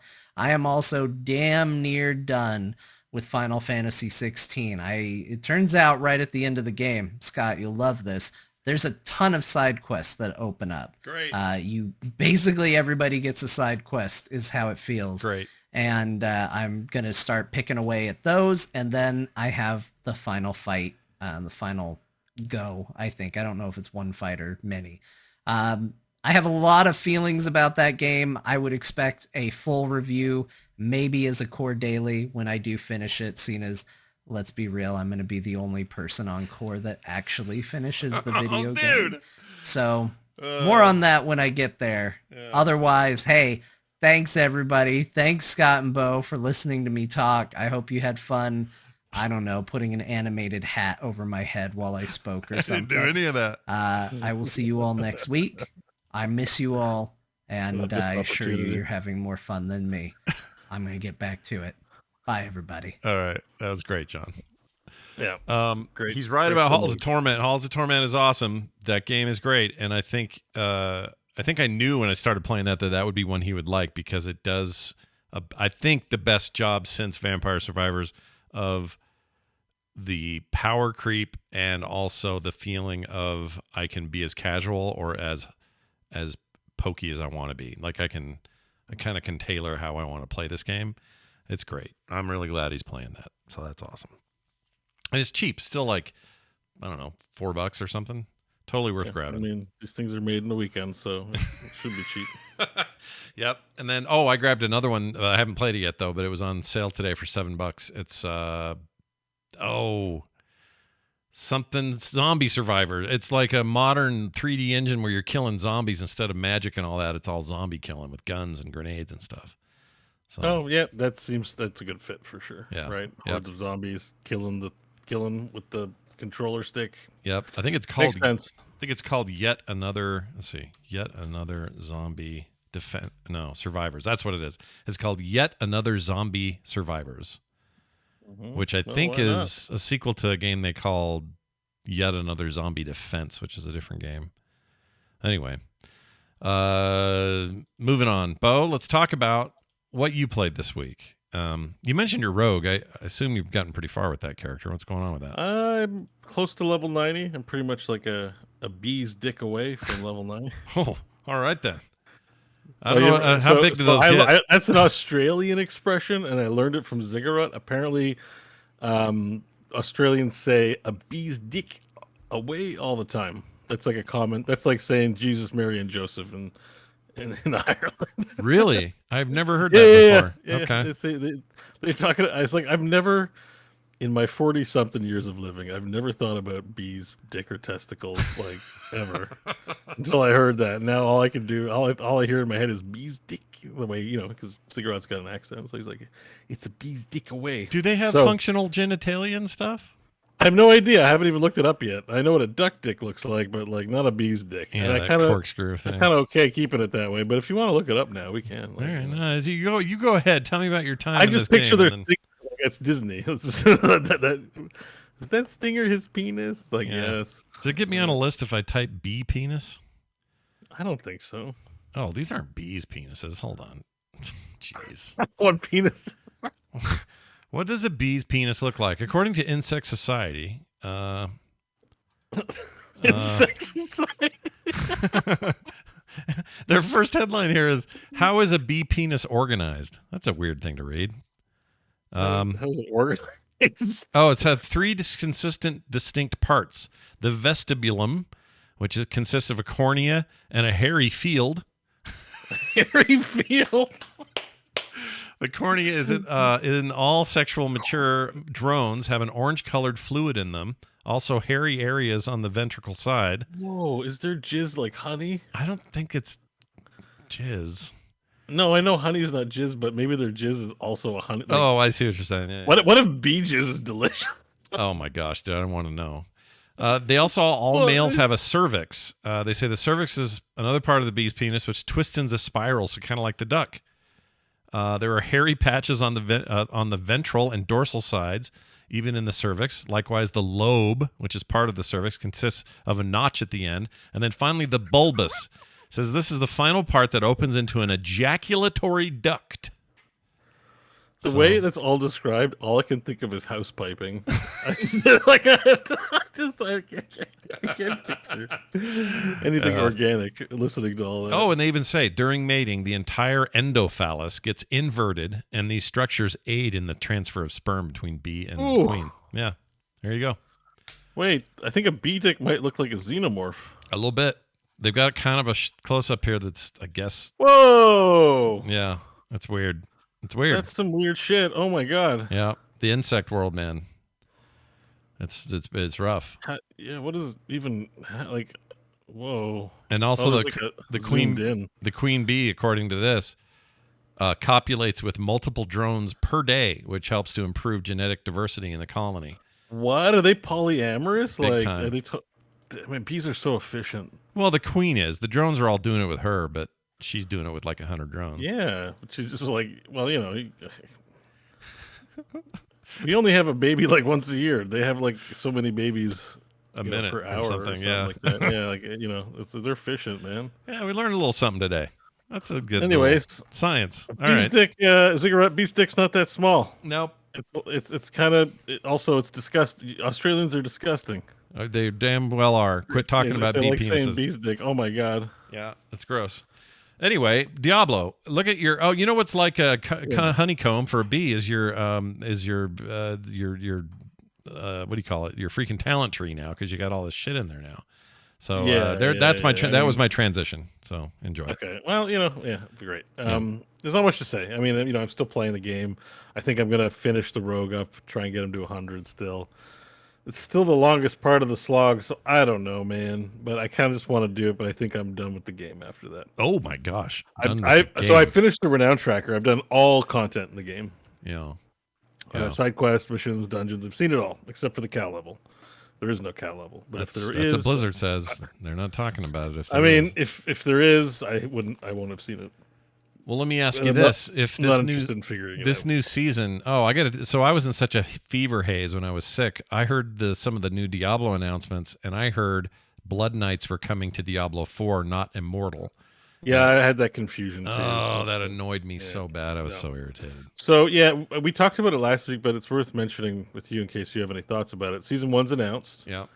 It's called Season of Malignant. Basically, there's certain elites that drop a heart. Mm-hmm. And I guess you consume it, and then a harder version of that elite appears. You beat it, then you get a heart that is a gem that is socketable. And the gems, there's 32 of them. They function like weirdo gems, like legendary gems in D3. Like they do things like arc lightning, like they're further like aspecty, build changing things. Right. Seems cool, you know. Yeah. And they're adding a bunch of 32 new aspects, 5 new uniques, and 1 main quest line for the season. Okay. And the quest line's a storyline quest line? Like a quest has a storyline, but I think the way they set expectations, I feel like it's on the level of a side quest kind of thing, not some main don't think campaign, cinematic, huge story with different tiers and stuff like that. Right. But the rest you can expect it's like D3, you know, you have your season journey to complete, and you know, you got a bunch of objectives to do, and you play the game pretty much the same way as you played it before. You know. So I'm a little like, I don't think this is going. I think this might be a little bit of an oopsie. Oh, like a letdown as far as Well, this is a big global game, right? Yeah. It's got to appeal to a lot of people. I don't think this is going to appeal to a lot of people. I think they did. I think this season right now looks like something on par, better than, but on par with something Diablo 3 seasons had. And to me, Diablo 3 seasons was kind of like, let's for the people who love the Diablo game, let's make something for them to do. They never struck me as, man, this will really entice a lot of people to come into this game. Yeah. But they have the world's attention right now, so I was always saying like they have to do something really special to make the seasons enticing, and this isn't it. I still love what they did, and I have nothing but compliments. But this isn't going. I don't think that I could be mistaken. I don't think this doesn't look like the big, oh my god, I gotta play this. I think a lot of people who play the campaign and bug out are probably still gonna bug out. Sure. They may check out the season, right. but I don't think they're gonna. There's already a lot of doom and gloom, unwarranted, but I think it's because people don't understand the genre that much, and that would be Blizzard's job to sort of make people enticed into it. Yeah. That I think it's just going to be the hardcores. I don't mean hardcore version. I just mean people who are really into Diablo that are going to stick around, and there's still going to be plenty of people. Yeah. But, I mean, I guess it's good that these seasons are at the very least they are baseline. What 3 offered plus some things, right? So at the very least, you're getting like that, and then they can just add on to that. Like my hope is that they will just get cool ideas as time goes, and they will say, that stuff's good. Over 2 years of doing it, they'll be adding a lot of stuff. Right. The problem is not for the like for me. Like I'm definitely interested. I see everything. Like it looks interesting, right? But they're then the big complaint out there is like you got to start a new character for a season. We're like. Well, people are weird like that. We're getting ahead of ourselves if we're trying to sell this to mainstream audiences. Yeah. And this was definitely, I think it sold really well and has a lot of more mainstream type people playing. And I think the idea of just playing the campaign again for the pleasure of a few different items is not going to cut it. Because I don't think a lot of people are even getting to playing to level 100 necessarily. I don't know what those stats are like, but I think they need I think enticement for some. It's like how Warcraft does it, right? Where it's like, check out this new content drop. It's got new zone and new story, and you got a little cinematic that goes with it. I just think it needs a little more on that front. Enticement. I agree.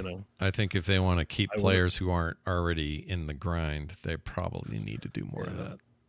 Yeah, like something flashy and new, and like Path of Exile it kind of does this sometimes a little bit where they got their modes, but I would even say that Path of Exile hasn't succeeded really. Like I think they just still please their client base. Yeah, Blizzard's a different company. They gotta when a Hearthstone expansion comes out, there's a fun new song and fun new things, and you can see it bringing in people who've never played the game before. Right.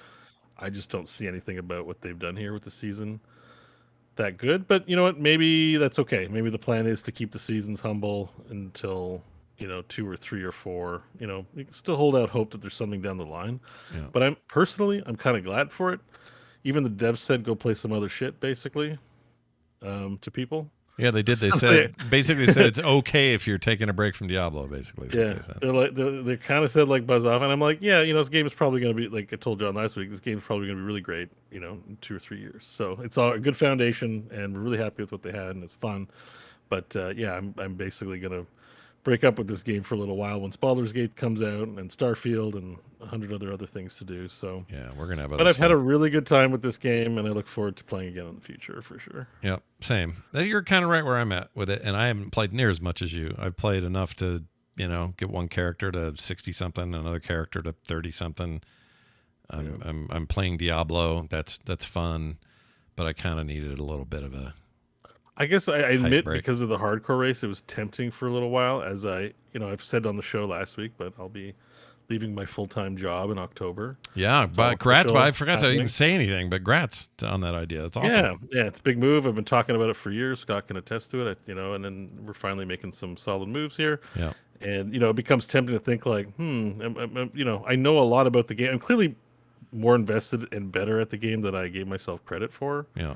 Not that 300 isn't first place, but it's 300 more than the 60 million people that bought the game. Like, it's actually pretty. I could very easily become a content creator for this game, for example. Yeah. I don't know that I want to do that really. Right. I really like the game. I'm really good at it, but that was a different era of my life, and I think I'm having those thoughts where I'm like, should I play this more? Should I get all the classes? Like, should I make some video content? And I don't think I have quite enough interest in that side of things, like explaining all the spreadsheet shit. Like so because I think I need to get off the ride. I think I'm like, okay, I'm not gonna play it.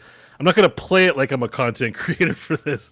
I'm gonna play it like I really enjoy it, and then I'm gonna say goodbye because I want to play Baldur's Gate. That's also a very competitive place to get into if you want to get into the spreadsheet world of every min-max, every little nook and cranny of a game like Diablo 4.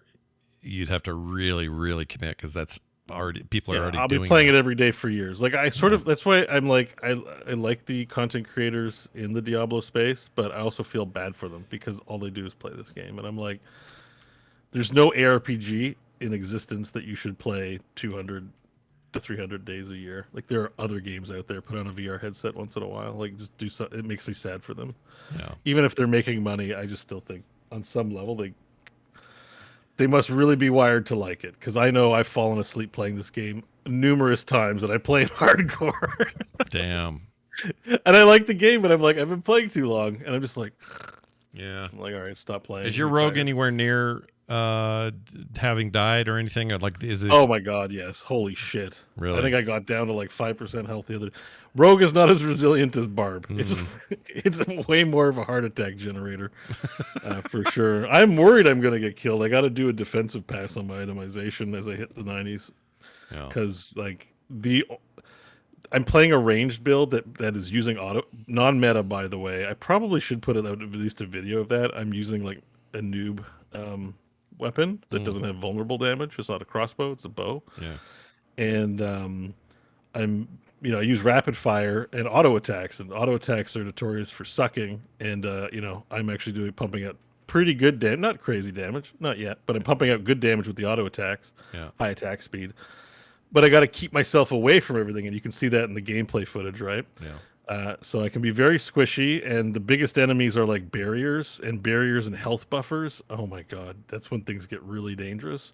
Or those crazy, they have those crazy rooms where they lock you in, and there 80 monsters appear. Those can kind of get overwhelming too. Those are like trouble areas. But I can melt the boss in like 2 seconds. Yeah. If it's like a big health sponge, I two-tapped a boss at one point, like just 2 rapid fires and went bloop, bloop, and died. Damn. Wow. So I got good single target, and my AoE's okay as long as they don't have.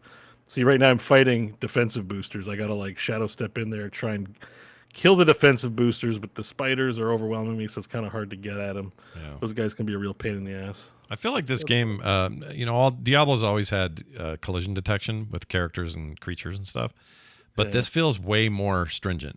And I don't know if it's just the feeling I have, but I always feel like I'm stuck on something. Pathing is a real like skill check in this one versus other ones. And it's telling that on both my Barb and my Rogue, I ended up using the affix for a lot of it, that when you get unstoppable, you get illusory boots where you can walk through enemies without... Like there is an ability where in D3 you get the illusory boots, and then you wouldn't get body block by them, right? And it exists in a form in D4, but you have to have unstoppable, the unstoppable status effect for that. For those to even work, wow. Yeah, wild. But it matters when it matters. Basically, as a rogue, I'm stuck with a bunch of people. I hit unstoppable, and I can also ghost through them and get away with concealment, so I'm invisible and I'm zooming out of there. Right. Same with shadow step. Like I shadow step far away and then get out. Yeah. It works. Yeah, that's great. 2-100 hardcores coming up, everybody. Yeah, I think so. Trying for the second one. Yeah. I know at one point you were saying, I'm going to take every one of these classes to hardcore 100. Not feeling that anymore. Well, that goes with the whole like, man, I made top 1,000. Maybe I should be a Diablo. Maybe Scott was right. Yeah. You mentioned like, are you going to play this and make some content for it? And I'm feeling myself, and I'm like, all right, let's do all 5. But I'm still working at my job. I can't know life. Yeah, it's a different thing. It's still 150 hours per character. Yeah. And I'm not cutting content off this. So, apart from talking on the show, which is great, I just don't, why would I put myself through that? When a season comes up, I'll pick a class and try to run it. Maybe I'll do it that way or something like that, just like I do for D3. And it's always the other thing is, even if you really did have that passion spark to like go whole hog into Diablo content creation, there's still that thing in the back of your head going, well, will the game be supported in a way by Blizzard that will make that worth extra, totally worth it in the end? Yeah, absolutely. Like the statue was a thing, but it's not like there's going to be a statue every season. Because that stuff's going to wane, right? Be for fun. Yeah. I felt like World of Warcraft, especially in the early days, was really well suited, and it was partly because Blizzard really helped it be, but it was well suited for content creation. It's created all sorts of careers, mine included. I mean, if they want to invite me to BlizzCon to race live on stage and show that kind of commitment, I don't know, like you could do that. Hell yeah. Like, they want to support an up and coming. I'm sure there's better content creators that they could get for that than me. But who has cool white shock streaks in I their think temples? I'm a great salesman for lots of. Over the past 10 years, we've sold lots of hero stuff and sold lots of video games. Do you know how many Amber Nicks we sold in one night? It was insane. Like I'm one good partnership with the right company away from something real special. But I don't think it's going to be Diablo. I just don't. Yeah. I don't think. I think they have people they like already, and people that are definitely higher on that like notoriety than me. But I think that game's out there. You also messed about with TaleSpire and Dungeon Alchemist. These are both tools. Speaking of games that I am liked for making content for, TTRPGs, I definitely get lots of positive feedback. Sure. So I was playing around again with some VTTs because, along with the announcement that I am going to be leaving my full-time job to create content. A big thing in the air is will you play D&D? What will that look like? Well, there will be dungeons come back. Will you do something else? And I just feel like there's a strong impulse to do that. Right. So I started playing around with these two VTTs because we haven't been doing it. I think it's been a year since we stopped There Will Be Dungeons. About a year now, yeah. And I think so. And I just wanted to get up to date, while I have the downtime, up to date on some tools. So they're like quasi video games. They're in my Steam library. But TaleSpire is a 3D virtual tabletop where you can kind of play it like a video game. Like it's almost like Mario, like Map Maker, or what is it? Mario Maker? Yeah, you put tiles out. Like you make a level and everyone can get in and move their pieces around, but it's all 3D and video gaming. Sweet. That seems pretty cool because most of the ones, well, you'll talk about Alchemist in a second, but that thing's more about generate the stuff, and now I have maps, but it's not really like here's move your pieces around in it, and that sets this apart a little bit, which I kind of like. That's what makes TaleSpire unique. I think it's got good. I went in to check it because it's still in early access. It's got a lot more map assets now, and there's even, I think the link will take you to like a whole city in Faerun was created as an example. Oh my it was gosh, just kind of nuts. Yeah, like so. Looking at that, I'd rather do that than Roll20. It would certainly up the aesthetics of a stream potentially if it has nice graphics and using a nice app. Oh hell yeah! And Dungeon Alchemist is kind of the same, where it's like, but the big claim to fame with Dungeon Alchemist is that you can auto-generate rooms with its AI-driven deal real fast. It's impressive. Yeah, I have it as well. It's like, oh okay, yeah. So you just tell a room. About. Yeah, you're like, hey, I want this room to be full of, I don't know, whatever you want to put your prompts in, and it just goes and it's done. It's crazy. No, it's a tool I would definitely want to use because, I mean, it depends what setting we do. There's a part of me that wants to do. I have an idea for a fantasy setting for like a whole campaign, and I wanted to do one just strictly because the map tools for online are most robustly support medieval. You want to do it like jungle prehistoric, you want to do science fiction, it's like there's stuff, but you're gonna put a lot of effort, and but fantasy, they got you covered. Yeah, tons. Yeah. So I was like, for that alone, Dungeon Alchemist is just like I can drop and make maps. Sometimes it was so frustrating cobbling together 50 different map packs to get the effect I wanted in the modern setting that we had. Yeah, I think that thing is designed to answer that need right there. Yeah, and I mean, it makes sense. Probably if you're doing market research, what are most TTRPGs set in? Probably fantasy. It's probably D&D, and it's probably a fantasy setting. So it makes sense. Well, this looks impressive. I haven't played with this one at all with TaleSpire, but it seems neat. Yeah, TaleSpire is interesting, like I said, because it is a VTT. Like this is an insane map that someone made, but like you can peel away the layers, and it's multiplayer. 4 people can log into this and move their pieces around. That's cool. And it runs pretty smoothly as well. It wasn't I mean, this was a little laggy because it's a giant map, but even on small maps, it was not laggy at all. Has lighting sources. Does lighting in Roll20 had to be programmed. Yeah. But lighting here just kind of works. It's great. Roll20 is like I don't know, it's like It's very fiddly. It's like Netscape 1.0 compared to like Chrome today or something. It's just I logged into it though. They have done some updates, but not enough to make me happy. I wanted to upload 6 megs of assets, and it said I hit my 100 meg limit. And I was like, 100 meg limit? Oh my god! So you gotta go like eliminate free them. Account? Like, what is this? Yeah. Holy shit! I wouldn't love that. That would annoy me. Yeah. This is cool. So of the two, do you like have a favorite, like, or just two different applications, like two different? I think TaleSpire is a little harder to use. I like them both though, but they're not interchangeably useful. That's the only issue. Yeah. But for what they do, I think they're really interesting to me. Like I said, this will allow you to make flat maps. I really wish there was more VTTs that supported animated maps. Yeah. I know when we did the game, I was always like, "Do you see the animation?" You're like, "Doesn't animate for me." Yeah, depending on the browser and I was like, and "This all sucks." that did suck. I hated that. But this way, you'd be able to do. I mean, I would see what you see because I'd be running a client and capturing it, and we would see. Well, this would be in 3D, right? But then I export it to do 2D. So this is just a 2D generator for the most part. The 3D is like just makes it's pleasant to be in the app, and you can record videos, and there's some tools in there. But this isn't really useful as a VTT, I don't think, or at least not yet. It's still also in early access, and that could come. But you can make really high fidelity maps with this generator and export them to flat screen.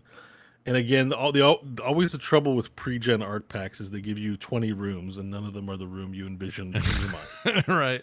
So it's just like it's nice to be able to like draw your own, and this produces high quality output as well. So yeah, sounds like and it's just fun to use. Yeah, this one is really fun to use. I ended up getting a copy, and all you got to do is just, I mean, you can give it a theme. Like, you remember we went through was it Trashburg?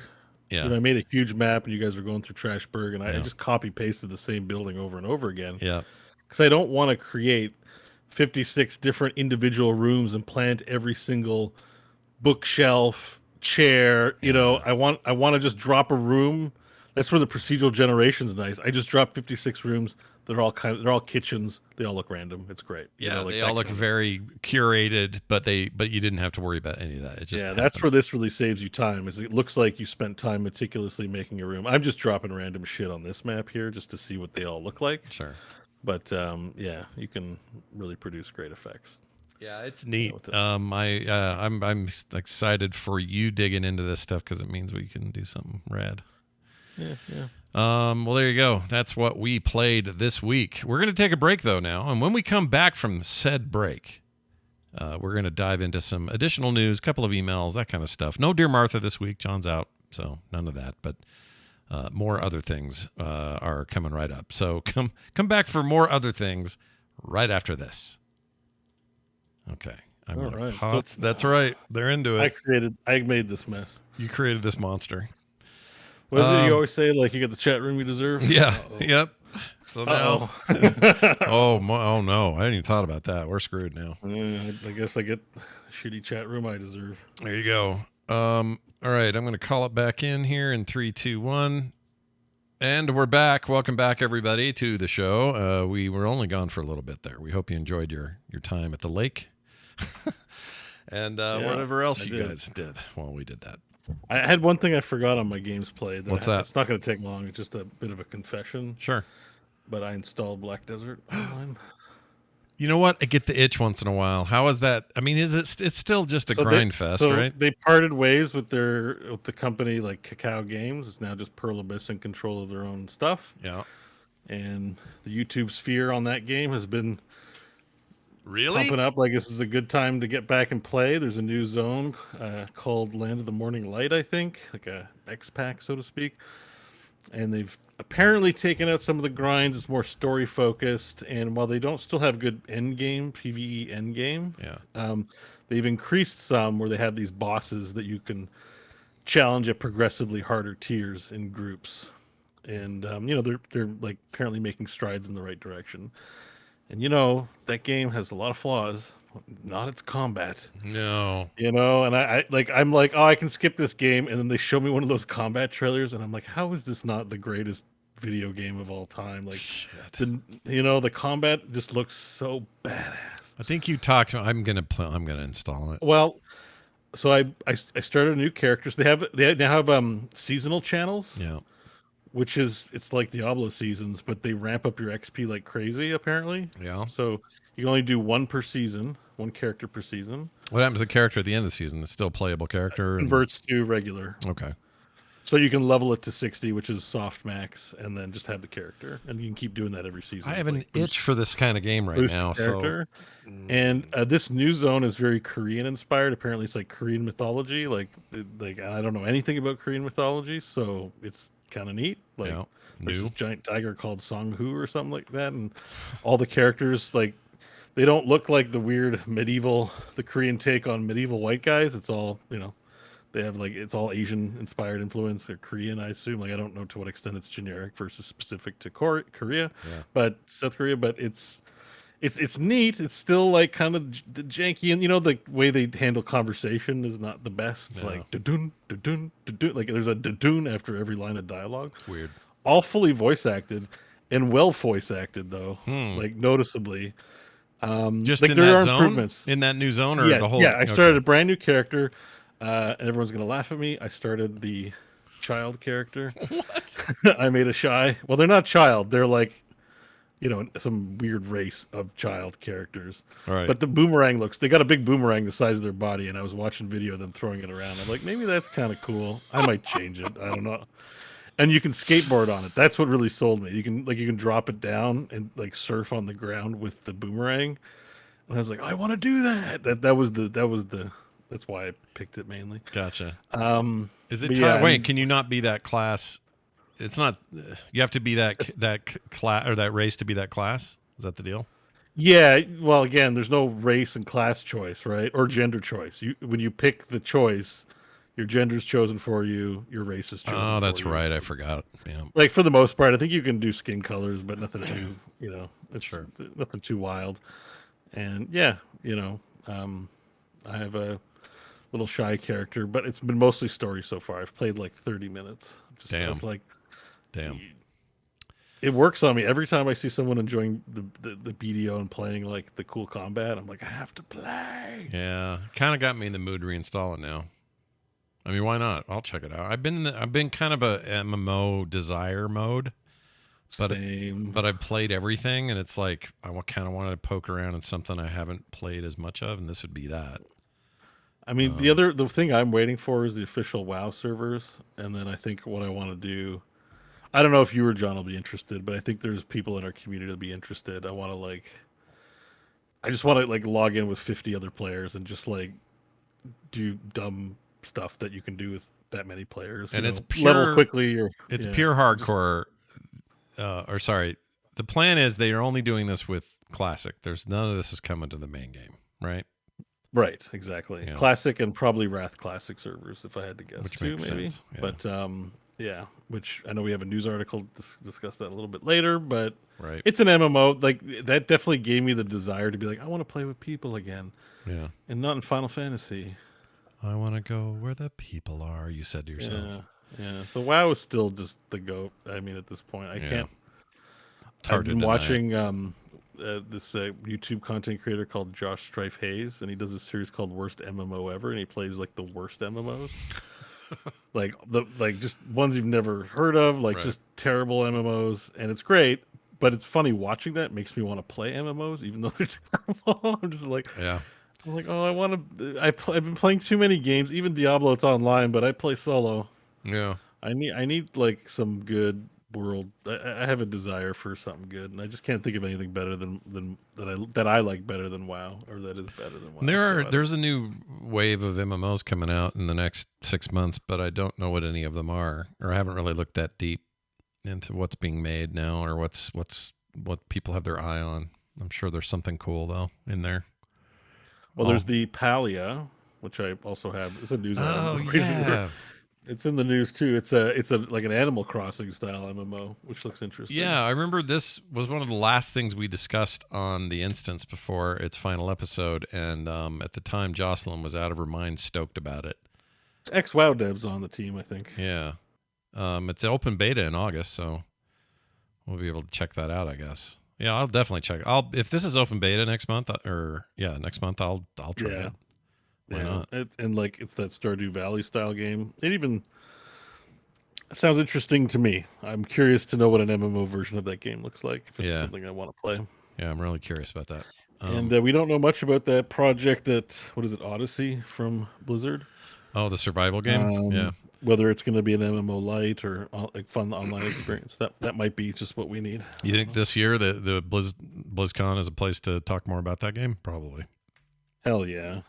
When was the last time they had an in-person BlizzCon? They got to do something big. 2019. It's been a while, man.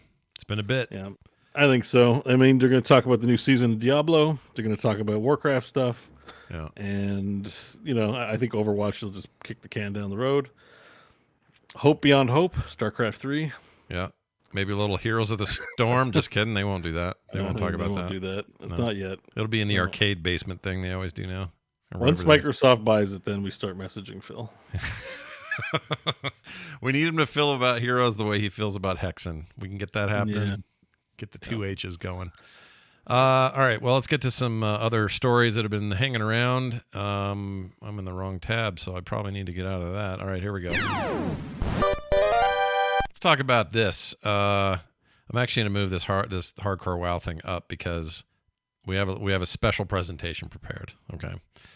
So WoW hardcore players ruined 10,000 plus hours of everyone's work with a Leroy Jenkins style accident. Okay. So this happened. Now, rather than try to describe to you what happened, I'm going to play it up a little bit and do it this way. So check this out. Here you go. A guild of some of the most dedicated World of Warcraft classic hardcore players in the world was brought low by a notorious griefer, ruining 10,000 plus hours of work in the process. The guild HC Elite were attempting to conquer all of WoW Classic's raid content using the community's unofficial hardcore, aka One Life Permadeath, rule set before Blizzard introduces their own official hardcore servers later this summer. Until July 11th, they had nearly succeeded, conquering almost every challenge the game could throw at them over the last year. All that remained was to complete the game's final raid, Naxxramas, and the final 3 bosses within, the 4 Horsemen, Sapphirine, and Kel'Thuzad. It was on the 4 Horsemen, perhaps the most challenging boss fight in all of WoW Classic, that a griefer known as Teeny Violin, who goes by Tiny Violin 69 on Twitch, made their move. The player was one of the guild's tanks, assigned the role of tanking one of the fight's 4 bosses, Sir Zeliek, in a corner of the room far from the rest of the raid. Shortly after the raid engages the bosses, it became clear something was wrong. Tiny Violin started to move the boss to the correct corner, then proceeded to drag him all the way to the opposing corner, where most of the raid was standing. Sir Zeliek has a nasty ability known as Holy Wrath, which acts as a chain lightning effect that bounces between players that are too close and deals massive damage. Once it became clear Sir Zeliek wasn't in the correct corner of the room, alarm bells began ringing. Concerned members of the raid almost immediately knew Tiny Violin had to be trolling, and attempts by other players to pull aggro off Tiny Violin and reposition Sir Zeliek failed. It was only a matter of seconds before more than half of the raid was killed by Holy Wrath. Players scrambled to flee and cheat death. In the end, only 4 members of the 40-player raid survived, a few lucky players able to use their hearthstones to teleport out of danger. As players began dying, Tiny Violin can be heard on stream saying it was an accident and that he didn't realize he had moved the boss to the wrong corner. Players both within HC Elite and the wider community weren't buying it. It was clear that Tiny Violin knew the mechanics of the boss and had simply bided his time until a particular endgame boss fight where he knew he could destroy the raid with little chance of other players preventing the atrocity. One of the guild's survivors was the Paladin Calamity. In an interview with popular WoW streamer Asmongold just a few hours after the event, Calamity said the guild had been raiding 4 or 5 times a week for 7 months in order to achieve their goal. Most players in the guild had anywhere between 20 and 30 days of playtime on their characters. The sudden death of most of the guild actually came as a relief to some members, Calamity said. Others were understandably upset, as they had come extremely close to accomplishing their goal, only for it to be snatched away by a griefer. Oh, man. It's an intense story. I had to have it. I had to present it in an intense way. You know? That wasn't a real narrator? No, that was an AI. The part that was epic, though. It was. I loved the voice of it. He needs to be on this show more often. We have to find that voice. He didn't mispronounce too many things. He sounded like one of the BBC presenters. He got Kel'Thuzad right. He got the only part he screwed up is where it said 10,000 hours. He goes 1,0,0,0,0 hours. Yeah, that's a tell that you're an AI. It was a little bit weird, but yeah. Oh, what a story! That was great. That was epic. I loved that. It made it more fun to hear it that way for me, because otherwise, and the music selection too. It sounded like investigative journalism on NBC or something. That's right. We're here to expose the troll that ruined the raid. Well, anyway, there's that story. That happened. That's. Do you have it? I guess I have something to say on the issue. Oh, give it to me. Yeah, whatever you got. Which is just, I see a lot of reactions like, this is why hardcore's stupid. This is why I won't play hardcore. And I'm just going to say it again. Nope, this is totally why you do it. And these people are going to be back at it for sure. They probably will. I no longer live a life where I can do this. It would be too much time to commit to that and then lose it all. But saying that, and so it's easy to say, well, this isn't for everyone. Obviously it isn't, but for those it is for, I am so happy for them, because this is rad. It's a very cool way to play a game like this, and you get both the combination of you're playing your classic nostalgia laced game that you loved back in 2004 and 6 and 8, but you're also doing this crazy challenge with real danger. Like, I really respect it for what it is. It's the stakes. The story was nothing without the stakes involved in it, right? And, this stuff. Why would we even do? Like, I wouldn't have gone through all that rigmarole to voice that up and get music and all that had it not been so over the top epic, right? That's a better story than Final Fantasy 16 has told me so far. The PC Gamer article on this was interesting because they cover EVE Online a lot, and I liked the commentary, and it was like So a Tuesday in EVE Online, people are being so dramatic about hardcore WoW, and this particular writer was like, "Yeah, this is in certain gaming circles, this is pretty normal." But yeah, you love to see it, man. Like this guy, it made me think a lot about Game of Thrones, right? And the Red Wedding. Like this group got red weddinged, and Rob didn't see the treachery, and the players didn't see the treachery. Apparently, this guy was a known griefer. Yeah. Tiny Violin 69. Who'd have thought? Who would have guessed a guy with a bit Tiny of research? Violin? They might have figured it out, but they were arrogant, and they got. And that's part of the danger of hardcore, I would think. Yeah. But I just wanted to say, but still, that people should still play. I just saw some people that were like, "Oh, because this is an issue, they shouldn't put the hardcore servers out." It's like, nope. It's because of this they should. This is ridiculous, over the top, awesome. This is what those, even like you were talking earlier. This is what those EVE Tuesday Online and EVE Online, this is what they've been enjoying for so long that WoW players haven't really been able to experience. Bring some of that in, And the griefers, drama, drama and griefers, like that griefer guy. The story is there. There's a whole story. This isn't somebody who broke the rules. He broke people's confidence. He broke the plan. But he's like a guy in a movie who just screws everybody. He's Edward Norton in The Italian Job. His alignment is evil. It's like, if you're gonna play a TTRPG, maybe you're playing an evil character. Can't just do good shit. If you're being an evil character, you gotta be evil. I love it, dude. and he's an evil guy. So I think it's great. And we're not. This isn't us saying we hope abuse is a thing. That's not the same. We're not saying that abuse of the world and the that's fine. What I don't want is personal abuse is what I don't want in these servers. And maybe this leads to that. So maybe it's a sticky wicket, I see the logic, but this is that line where it's like personal responsibility versus the game world responsibility, right? Like you can enter into abusive relationships and you have to be on the lookout for them in real life. That's what your parents hopefully teach you. Yep. Stay away from bad influences or, that kind of thing. Yep. And it's true in online. Like, is that the video game developer's responsibility to put, walls up around you? Really? Yeah. Well, people have been Blizzard, begging for does it tons. They not just Blizzard, like Snap. Marvel Snap has like positive emotes, and people use them to troll. Make me pissed off. Yeah. It's like Hearthstone. You can't blame the people creating the environments 100%. Like obviously, if they give people tools to be shitty, that's one thing. But there's a limit, and I think definitely some game spaces have overstepped on that side of things. Sure. Because this is not Blizzard's responsibility. That's the guild's responsibility to vet who's in the guild. Well, welcome back some moral ambiguity to the game of World of Warcraft, everybody.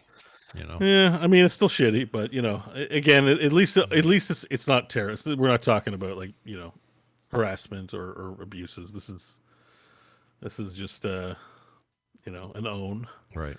And this person, you make your bed, you sleep in it. This guy's having a great day today. Long term, he's probably not having a great life. No, that's small victory for a troll. It doesn't lead to a happy life. So just remember that. Also makes a great story, and now it exists forever. So nicely done.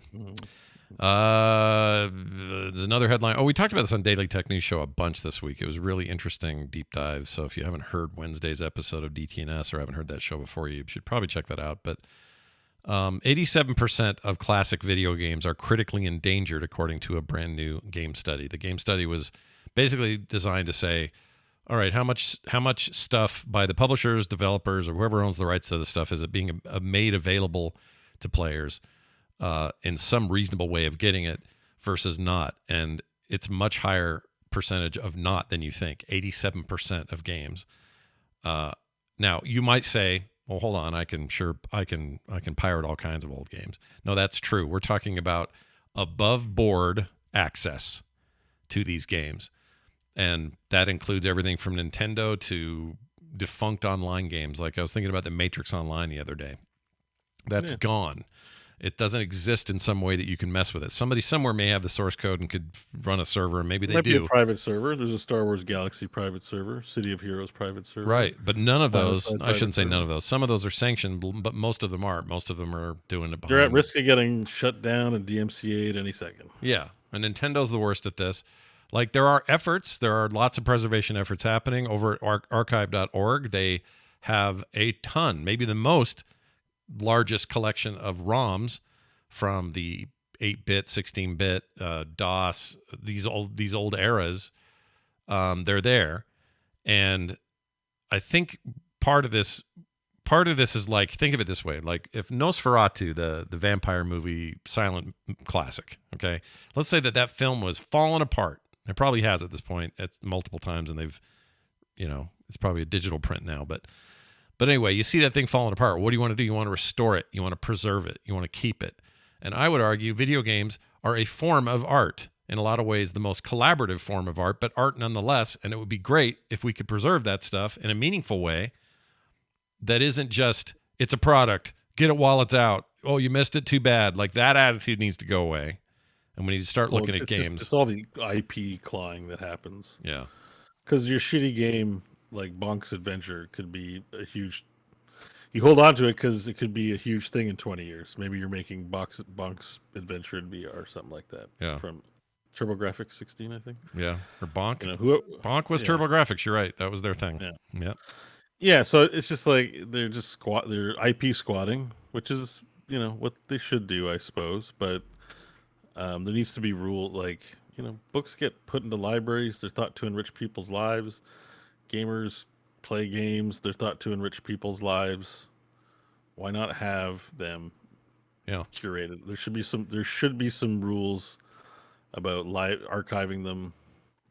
And because we live in the internet age, archive shit should be accessible without it needing to feel like a criminal. That's the big difference. Yeah, because if you looked at it from how much stuff is available in clandestine ways, the percentage is much better. But for above board, purely legal access, these companies really hold this stuff down. If they took the entire oeuvre of Game Boy games and made them playable online, Nintendo's not going to lose any sales. No, it's not going to this. There's this weird scenario. It's like if we give it away for free, then they'll have all the entertainment they want. It's like hype. We've learned like what hype and what's in the zeitgeist of this online discourse matters a lot, and will drive sales and will keep people. I think it drives sales. Keep money flowing. Yeah, sure. Like if you go play Advance Wars, the old one. You'll get a taste for it and go, ooh, I kind of want that new one now. I want the remake they just put out on Switch, and I'm willing to spend leverage it for market research. Sure, right? Yeah. Like some Rygar becomes played a lot, or Master Blaster, or something. They're like, shit, people really like a Master Blaster. What about a remake? Dude, Master Blaster was awesome. It was one of the first games I ever played, like on NES. It was kind of open world in a weird way because it had like. Yeah, the kind of Zelda-y, right? But more Zelda-y than Zelda was at that time, I would say. Right? It's good. You kind of just go wherever. And that game's really good. Wait, is it Master Blaster or Blaster Master? Blaster Master. Okay. One of them runs Mad Bartertown. Yeah. The other one is the NES game. I think it's Blaster Master. I think you're right. Because Master Blaster runs Bartertown. That's how that goes. Yeah, that was a really unique one because you got to play as a car, but that didn't really have an engine. It just kind of rolled and stopped. I don't know. It was neat. I loved it. It was really cool. And then you got on foot and shot stuff for part of it. It was a very cool game. Way ahead of its time. Played that game a ton. We mentioned it earlier, but Palia is open beta in August, so watch for that. That should be interesting. HBO's Last of Us has the second most Emmy nominations this year with 24 total. That's a big deal for a prestige show based on a frickin' damn video game. That includes Best Acting nominations for its two leads, Pedro Pascal and Jennifer Hoo-Ha. I don't know her name. I can't think of it. Bella Ramsey is her name? Bella Ramsey, that's it. Yep. Deserved in both cases. Everybody's sad that Harrison Ford didn't get anything for his 1922 thing. The Western, that's like another one of the prequel Westerns to the Yellowstone show, which is really popular. And I guess he's very good in it. I have no doubt, but he didn't get nominated. And I hear from a lot of people Yellowstone is good. But Yellowstone's great, dude. Great. Highly recommend it. Although I would say 1883 is the one you'll like more, because 1883 is a prequel set in the 1800s with this same family just getting settled, and it's more of a true Western, whereas Yellowstone is set modern day Montana and is a Western, but not quite like Justified pulled it off. It's not quite that. Right. Yeah. Justified's a better show. Yeah. I may get shit for that, but I like it a lot. No, for sure. I can totally see that. Finally, the WrestleQuest game may... Oh, yeah, I'm excited about this. So this WrestleQuest roguelike looking, Chibli looking made me think thing. of John. I was like, oh shit, they made a game specifically catering to every single taste bud that John had. Yeah, I'm actually legit excited about this one. This one looks really cool. Oops. Sorry. It's all 2D sprites and stuff, which I'm a fan of. And anyway, it just looks ridiculous. It's a turn-based RPG, but it's also wrestling. Yeah. And so animated. Everything's moving like butter. Yeah, like it has, it's got its own modern 2D, 2.5D treatment. It's got a lot. I imagine these characters look like and are not the actual characters. Although I think I saw Diamond Dallas Page is in this, so I think maybe they actually have some real wrestlers in here. They might have some. Yeah, they may have some. I mean, the one guy was obviously Andre the Giant, but I don't know if they call him that. And like that guy, the guy named Drill Instructor, that's obviously Sergeant Slaughter. Sergeant Slaughter, yeah. Oh yeah, but he's not officially Sergeant Slaughter, so it's just Drill Instructor. Which I actually kind of like I kind of like that. The stupid idea of like, here's Sergeant, Drill Sergeant, like just giving him a different name and getting away with it. I think that's funny. I just wonder what the story is going to be like, like, because it looks like it's fantasy adjacent, so it's going to have a story. It's not just it's not just a wrestling game, right? It's wrestling quest. We're going on a quest. Yeah, it looks great. So, yeah, I mean, it looks neat. I'm probably going to skip this one, but I wanted to mention it just in case it somehow missed you and John. So. I definitely will be playing it. Been on my radar for a bit. Okay, it's time for an email. You guys pack up your shit, because here it is. That's a good question. Here's this one that came to us at talktothecore@gmail.com. This goes out to Beau. It says, listening to episode 373 with just you and John. In the episode, you expressed some misgivings about Diablo 4, such as the time commitment to attain max level when experienced through the lens of a person with a normal schedule. Would you still consider the game to be a 10 out of 10 in that context, says Dogbean. Yeah. Yeah? Still 10-10. Yeah, I mean, sure. Why not? Okay. Like we're talking about, remember, my whole deal is like, is it great or is it okay or not? Like, I have like a 3-grade scale, even though we're using 10s, right? Mm-hmm. Mm-hmm. I mean, who's doing it better? True. How many ARPGs, like in the context of what that game is it a big recommend or not? It's like, it's a huge recommend. You should play it. It's the biggest recommend in that zone, in that genre, right? Like right now. The game is not intended to hit level 100, then you're at end game. Right. Game is over at 100. The end game is 50 to 100. Yeah. So you're perfectly at liberty to play the campaign and quit. So it's still a 10. Yeah. I agree. Like, I'm having a moment of break from it, but not a negative one. I'm just not like dying to get in every day. And I'd still call it 10 out of 10. I mean, I'd take more. My complaint is I want more main campaign, more cinematics, but that's coming. And maybe if it was standalone, I'd feel it was light on cinematics. Yeah.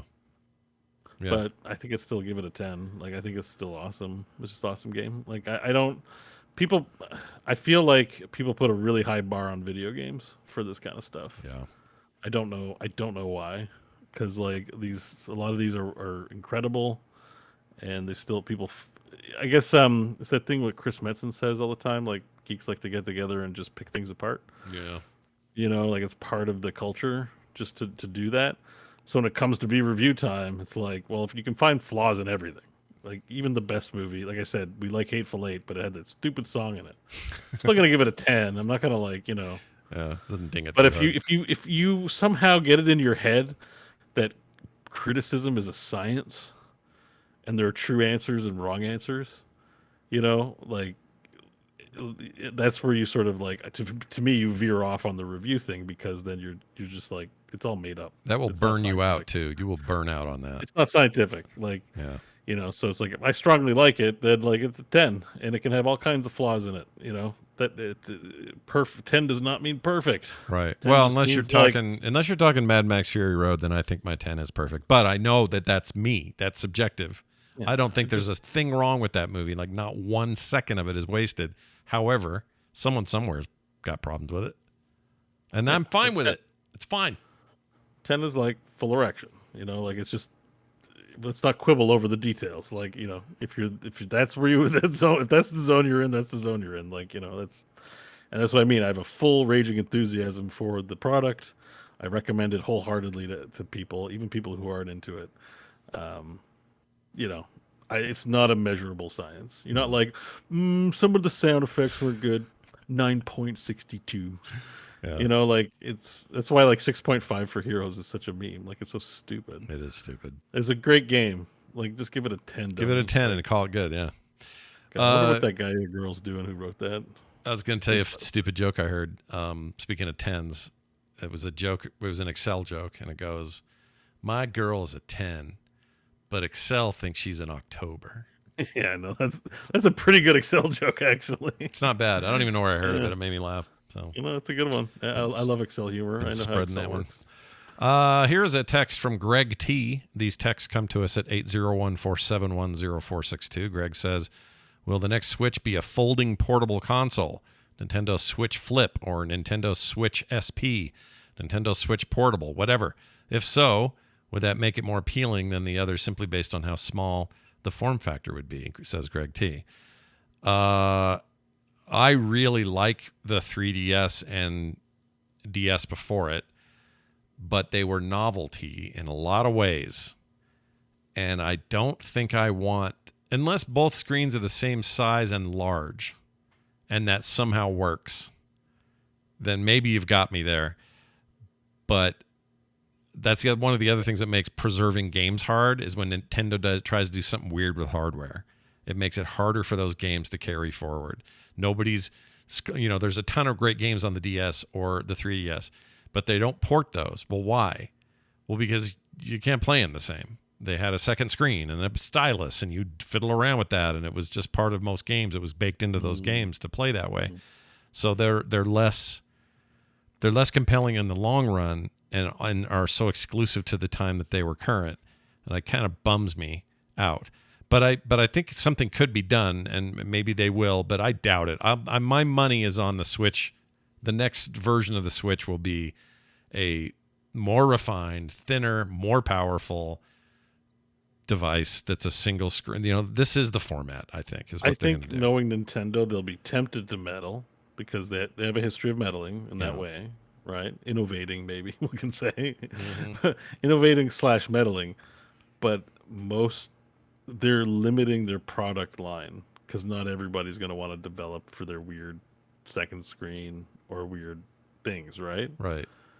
And keep in mind, they're not making separate portables anymore. That's the other important thing to remember. This is meant to plug into your television. And if they do another generation and a revamp of all of this, they're not going to want to go with a tall aspect ratio or something that isn't 16:9 because this is their console now. There is no Game Boy device and console device. It is one thing that docks. What if it does a bit of both, right? Like, what if it is just the Switch, but too powerful? But there's also like a bandana you can plug into it or something that does something weird. You know what I mean? So for the optional games that use it, they'll have it. Yeah. You know what I mean? Like, they could still do something gimmicky, but keep the base intact and not disrupt their business. Yeah. I just think it's dangerous for them. What if it's Nintendo VR? They do have a problem with the every other. They're like Star Trek movies. They're good Virtual every Boy other. 2. Yeah. Oh my gosh, dude. Can you imagine? I'm actually a little surprised Nintendo hasn't tried to do something mainstream with some form of VR now, given that they had interested in the past. It was too soon. The Virtual Boy was stupid. But it was a beginning of something, and now we can do it. Maybe it's a Switch, so you plug it into your TV. You can play it handheld. But the other thing you can do with it is you can clip it to your belt and put on a headset. Yeah. And then you can get 4 Switches together and play 4-player Super Mario VR. Did you see that Palmer Luckey interview? He's kind of a chode, but he said something interesting. He's got bad politics, but he still is the innovator. Pushing. He's an interesting guy to hear talk about VR in particular, but he's kind of a pud. But anyway, he was talking about he really likes Apple's Vision Pro side pack, keep it in your pocket power. And he's like, I push for that at Oculus over and over and over. We want to have this as a separate dangling thing that would be all our battery there. And so in the headset, all that weight goes away, no battery weight to worry about. You just have a good functioning thing, and you can replace the one on your side and all this. And he was super into it, and he was like really happy to see that Apple was doing that. And I hadn't really thought of that perspective before, but the headset design itself gets so much lighter and just fits lighter better. Is better. I agree. Having used my Quest now quite a bit, it gets heavy sometimes. It slips. Yeah. Yeah, it's a beast. I would like it to weigh less. I would take it. It's not a deal breaker for me. Yeah. But I would definitely prefer it to weigh the least amount possible for sure. Quest 3 is supposed to be better with that distribution, so maybe we'll see how that goes. Yeah, but it's still not doing the belt power pack though, right? No, that's true. It's still distributed on the head, but I guess they have some of it on the sides and near the back, or I don't know. Yeah, I mean, they're still working away at it. We don't have the perfect product yet, but I liked Palmer's take on VR too. I thought because I was kind of remember how I poo-pooed it on the show, and you're like, "Beau, listen, it's Apple," and the way he explained it just made it sort of make sense. Like it's all the guys who have the disposable income and who love the Apple products that are going to make this. Yeah, they're going to get it. and then they're going to make it seem awesome, and then they'll make an affordable one after. Like it's the enthusiasts era right now, and yes, they prefer mail and 2D games.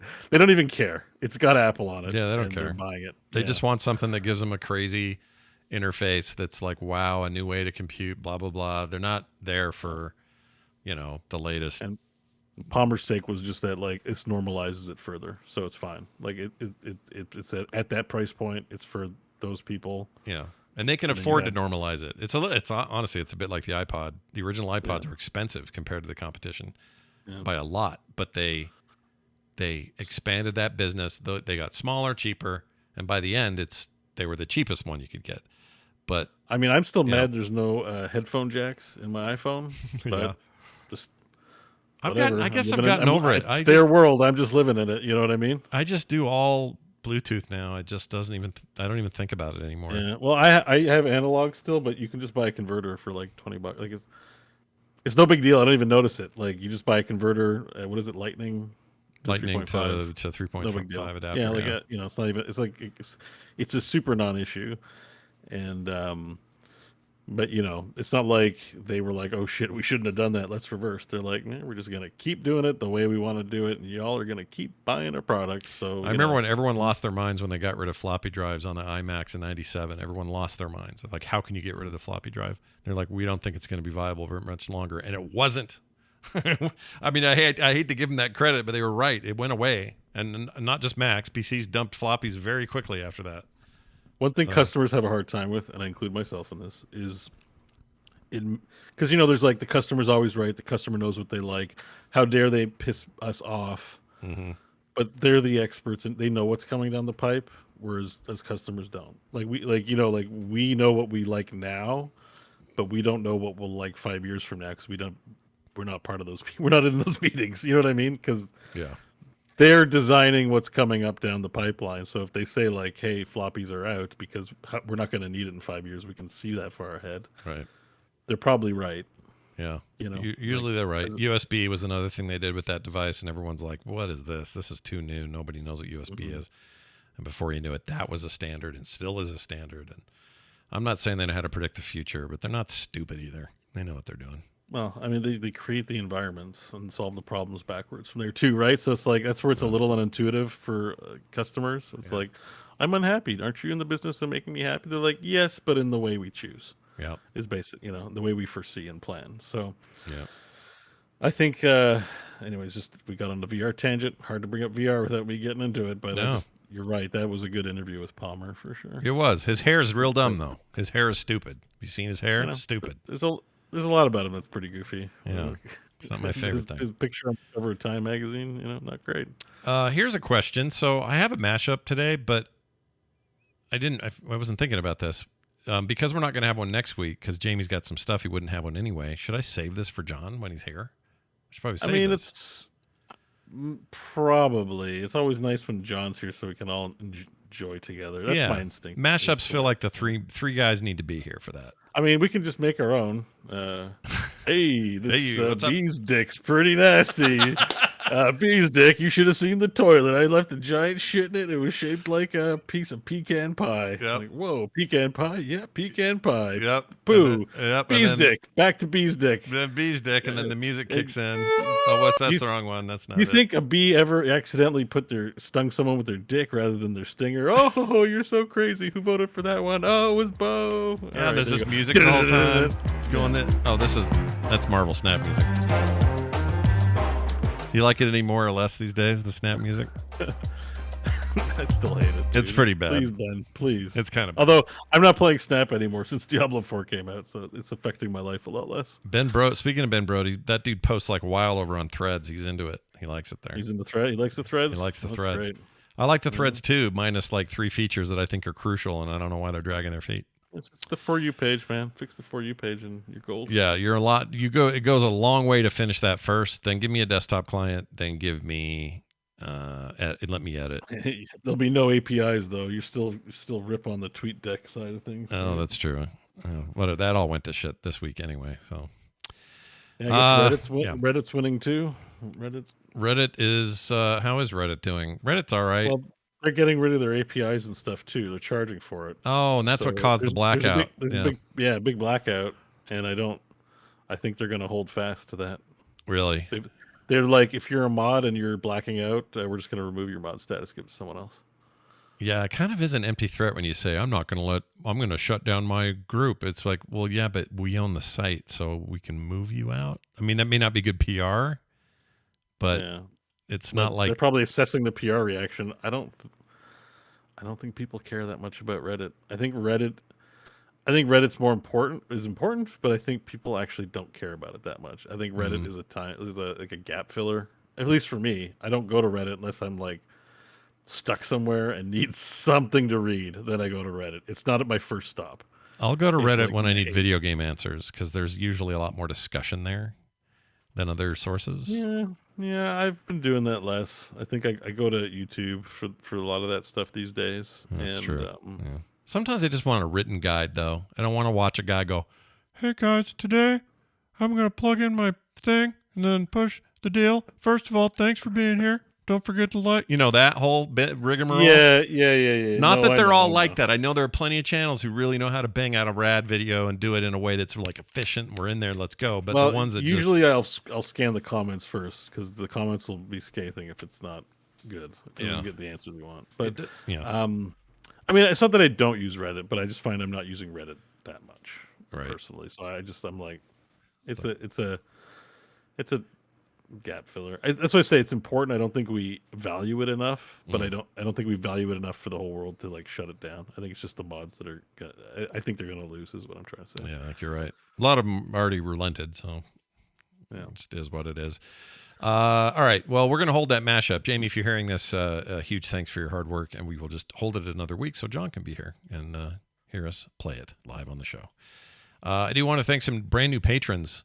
One of these guys is a good friend, and I cannot believe his name is on here. He doesn't even really play that much video games, but Guy Kunis joined us. Do you know this guy's name? Do you know Guy? So Guy Kunis, he lives in France, British guy. He helped run Blizzard stuff over there. He was like with Patrick and them. Oh, when Patrick worked there. Nice. Okay, yeah. Patrick had some time with Blizzard. Yeah. Yep. And Guy Kunis, who would come out every year to BlizzCon, come to the States, and I would get to hang out with him. And he is one of my favorite people on this planet. So hearing that he is supporting our show is just like one of the coolest things. I love it. He thinks our show is great. He told me this via text, but just seeing his name here just made me happy. So Guy, welcome to the thing. Thank you so much for providing your support. That means a lot. Yeah, man. It means a whole lot to all of us. It means a lot from everyone, but it's helping make my dream come. We've been doing the show a long time, and I finally get to do it full time. Yeah, we're getting to a cool place. Exclusively thanks to core patrons. So thank you. Yeah, you guys are awesome. Also, Mr. Postman, Eric Coyne, Ben Lee, and Xantar. They all joined us this week as well to support the show. If you'd like to do so, patreon.com/core show is the place to do it. It's July, which means I'm putting up a special host episode for the month.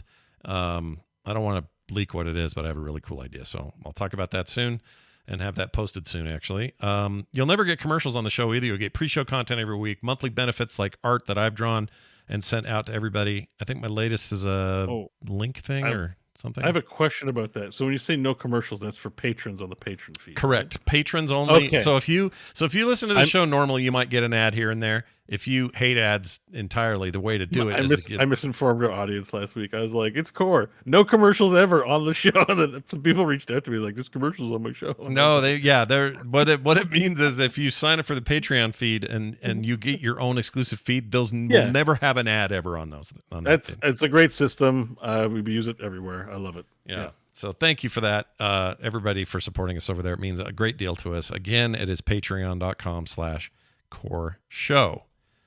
I think that's it, man. I think we're done. Listen, it's almost 11 p.m. my time. That means Diablo Tell 4. No? Yeah, it does. That's not what I was going to say, but yeah. It's kind of true, right?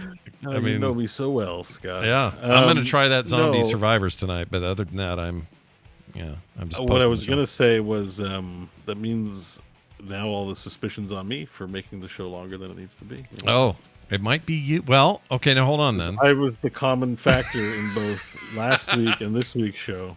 Yeah, but isn't it worth? Okay, so if John and I get together, I need to take a week off and see what you two like just get into a bloody argument about Final Fantasy and quit the show early because you can't stand the sight of each other. Yeah, then I'll know it's me. Yeah, I love that because I don't know, we would have to make sure we didn't try to screw with it, to make even subconsciously. Too much knowledge. I think John won't forget. You might. There's a chance you could forget because there's a lot going on. Busy guy. There's a lot going on for you.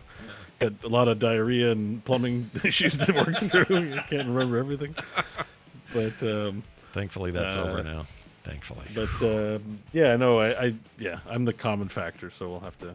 Anyways, it's just curious. It's just interesting to know. We'll save it. I've had a pretty good track record showing up for the show, so who knows what I'll miss. Yeah, we never know. Yeah, well, especially if you're gonna full time it, we'll probably have all kinds of extra stuff we can do. So we'll let you guys know as time goes on. Real quick, we don't have Grandma here, so I'm just gonna tell you what we played.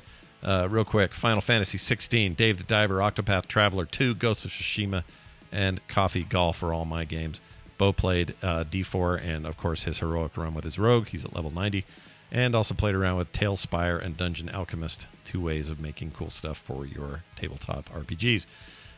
John came in here and said stuff. I can't remember what he said. Oh, Dave the Diver and Halls of Torment. Halls of Torment. Which is very good. If you want one of them Survivor likes, go check it out. That is it for us, I believe. Yeah, that's it. Thank you all for listening. Go play some games this week, and we'll talk about them next week right here on Core.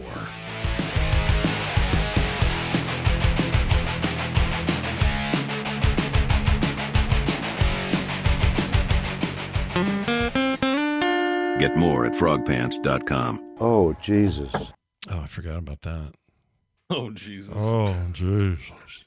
Oh, Jesus. I hope he's all right. He turned 95 this week or something. 95. I think that's right, isn't it? Hold on.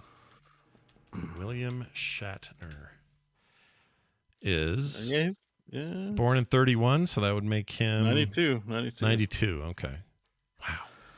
Yeah, no, real wild. You always try to think about it or try and pick them, Yeah.